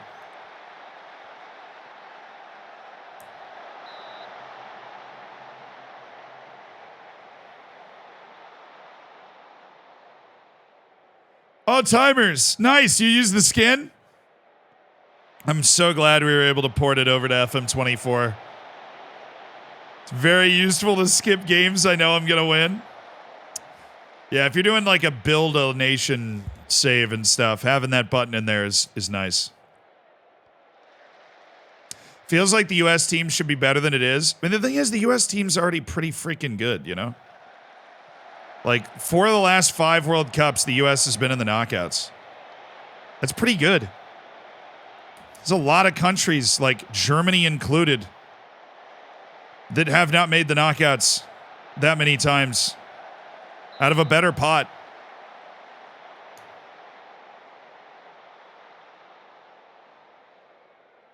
Yeah, I mean, the last Copa America obviously wasn't great. But that comes down to just one weird game against Panama, right? Absolutely handled Bolivia, and what was the other team? Uruguay? That was a tight game. You know? That Copa America was rough, but dude, blessing in disguise. Blessing in disguise, because it got Berhalter fired, and now we have Pochettino. That ended up working out. I'll trade that. I will 100% take that deal. If you were like, yeah, you make the Copa America final, but you keep Berhalter as the coach for the World Cup. It's a home World Cup, dude. Having Pochettino for that? Oh, Keiki. Wow, that was a sick bit of moves. Netherlands manhandled you, though? Yeah, we're kind of hard stuck round of 16, but, you know, it is what it is.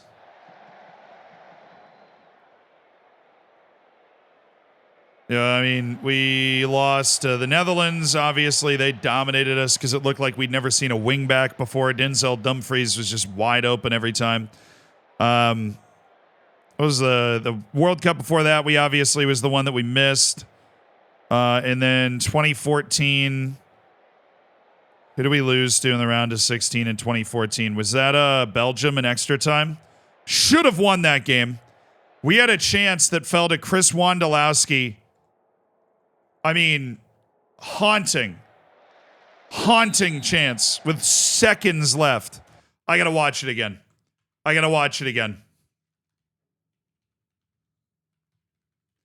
First thing that comes up is the miss. I'll always say it. This is the goal. He was on the team to score. He's a poacher. He was put on the team to score this goal.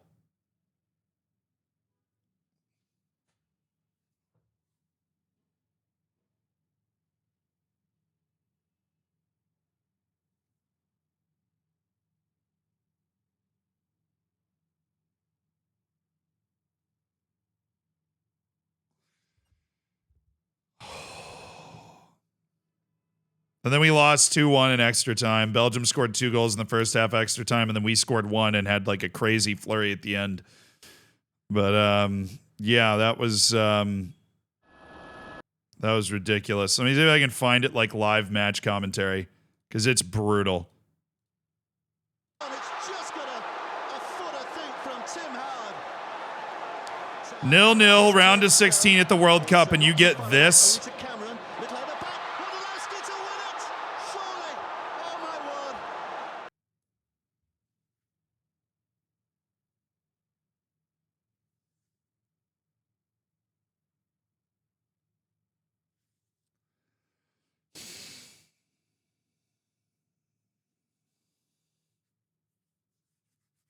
Oh my goodness.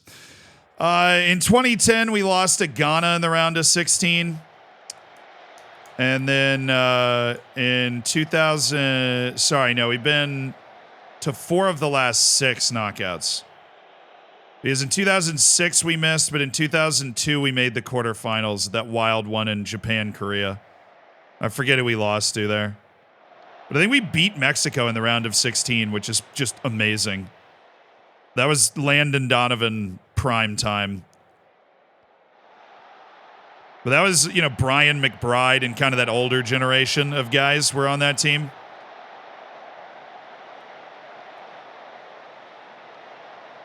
So yeah, 4 of the last 6 knockouts, 3 of the last 4 knockouts at World Cups. The United States has been there. That's pretty freaking good.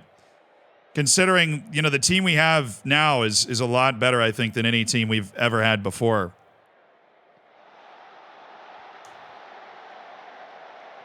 Oh, Skelly. Surely not. Skelly Alvaro facilitating, shaking, baking, breaking some ankles. Skelly Alvaro makes it 3-0. And we're going to bring in Luis Ayama, and we're going to bring in Artur Enrique because we got a couple of fatigued dudes out there. But wow, Skelly.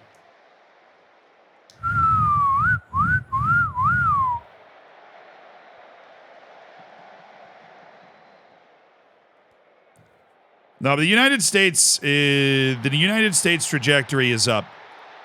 I have grown up in the explosion of soccer in the United States. I grew up in the generation that produced Weston McKennie and Tyler Adams and Christian Pulisic and Timmy Weah, right? In that generation that those kids came from. Where FIFA, the video game, exploded and the Premier League's on national TV every week. And the U.S. loves competing at stuff. The U.S. does not have a great development infrastructure, but MLS is, in its own way, doing its best to try and build that.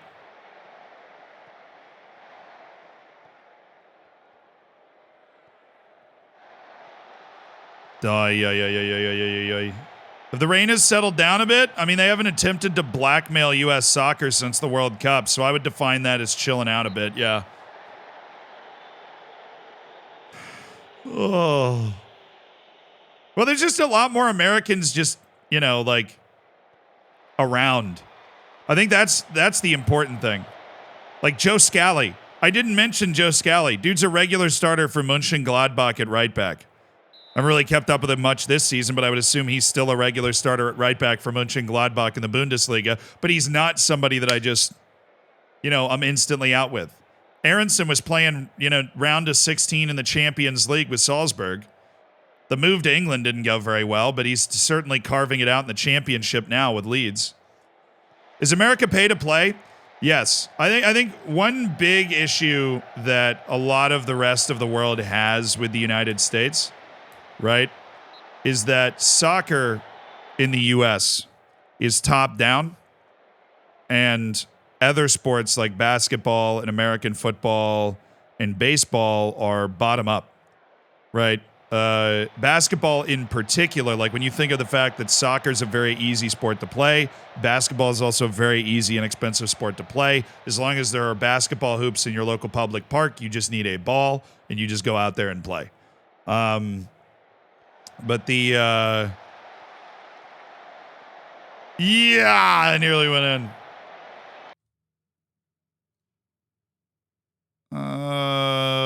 Let's get Skelly's match sharp now, so we get him.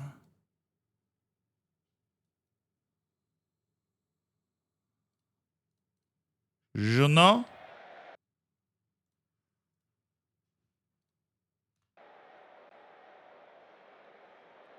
But yeah, there's just Americans that are just around, Like Tanner Tessman's just playing really well in Italy.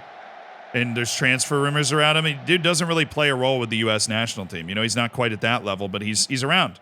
He's playing in Serie A, right? There's just a large proliferation of average American players, which is a great sign that it's not some random one-off like Clint Dempsey balling out in the Premier League for a couple of years. There is a base, a consistent production line that is allowing American players to end up in good leagues and be good and develop. And that's nice. But yeah, football in the U.S. or soccer in the U.S. is very much pay to play. The issue is the way that sports were created in the United States. Sports are not based around local club structures. And as such, a lot of soccer clubs that you play for, they don't have a senior team. Right, so let's say AFC Wimbledon, right? You grow up near AFC Wimbledon, and you want your kid to play, and they're U9 or whatever, and so you go out for a tryout, and you make it on AFC Wimbledon. You don't really have to pay for a lot, because there's a senior team that makes a bunch of money and just cuts a little check so that they have all of these youth teams that go down that bond them with the community. Well, in the United States, college is like a pillar of life. Right? It is this kind of hard block. You leave high school and then there's college, right? And it interrupts all sports. Basketball and NFL and baseball players very often go through college before they go to the professional league. And so soccer clubs, like the one that I played for and the one that other people played for growing up, they stop at U18. It's just a local club, and you play. It doesn't have a senior team. You play up to U18, and then you go to college or start whatever you want to do with your life, and that's it. But there are a lot more soccer fields around than there used to be.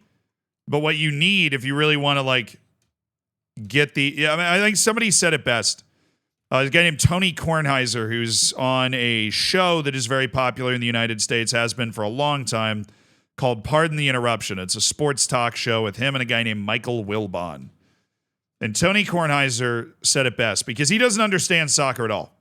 Tony Kornheiser does not understand soccer at all. He'll be the first one to tell you. He's an older sports reporter from the United States. He doesn't understand soccer. When he gets asked to talk about it, he just doesn't really know what's going on. But he addresses it in that way. He doesn't pretend to know what's happening, right? He addresses it in a way of kind of almost asking what's going on and trying to understand if it's good or important or not. And he said that you'll know that soccer's really actually captured the United States when the football coach is looking over at the soccer field going, damn, I lost my defensive back to that guy, to that coach, to that team. damn, you know, my best wide receiver is not playing for me anymore because he's playing over there. That's when you know that soccer is actually taking over the United States. And until that sort of thing happens, then it's always going to be a kind of second-tier sport. But it used to be a no-tier sport. And so second-tier sport's actually a massive improvement.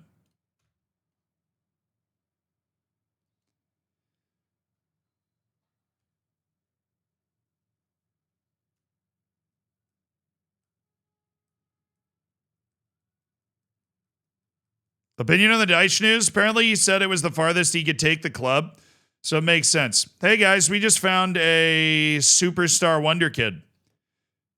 Ecuadorian Christian Kanga. He's at Católica in Quito, in Ecuador. Do we have a reminder set for his birthday? His birthday is November 7th.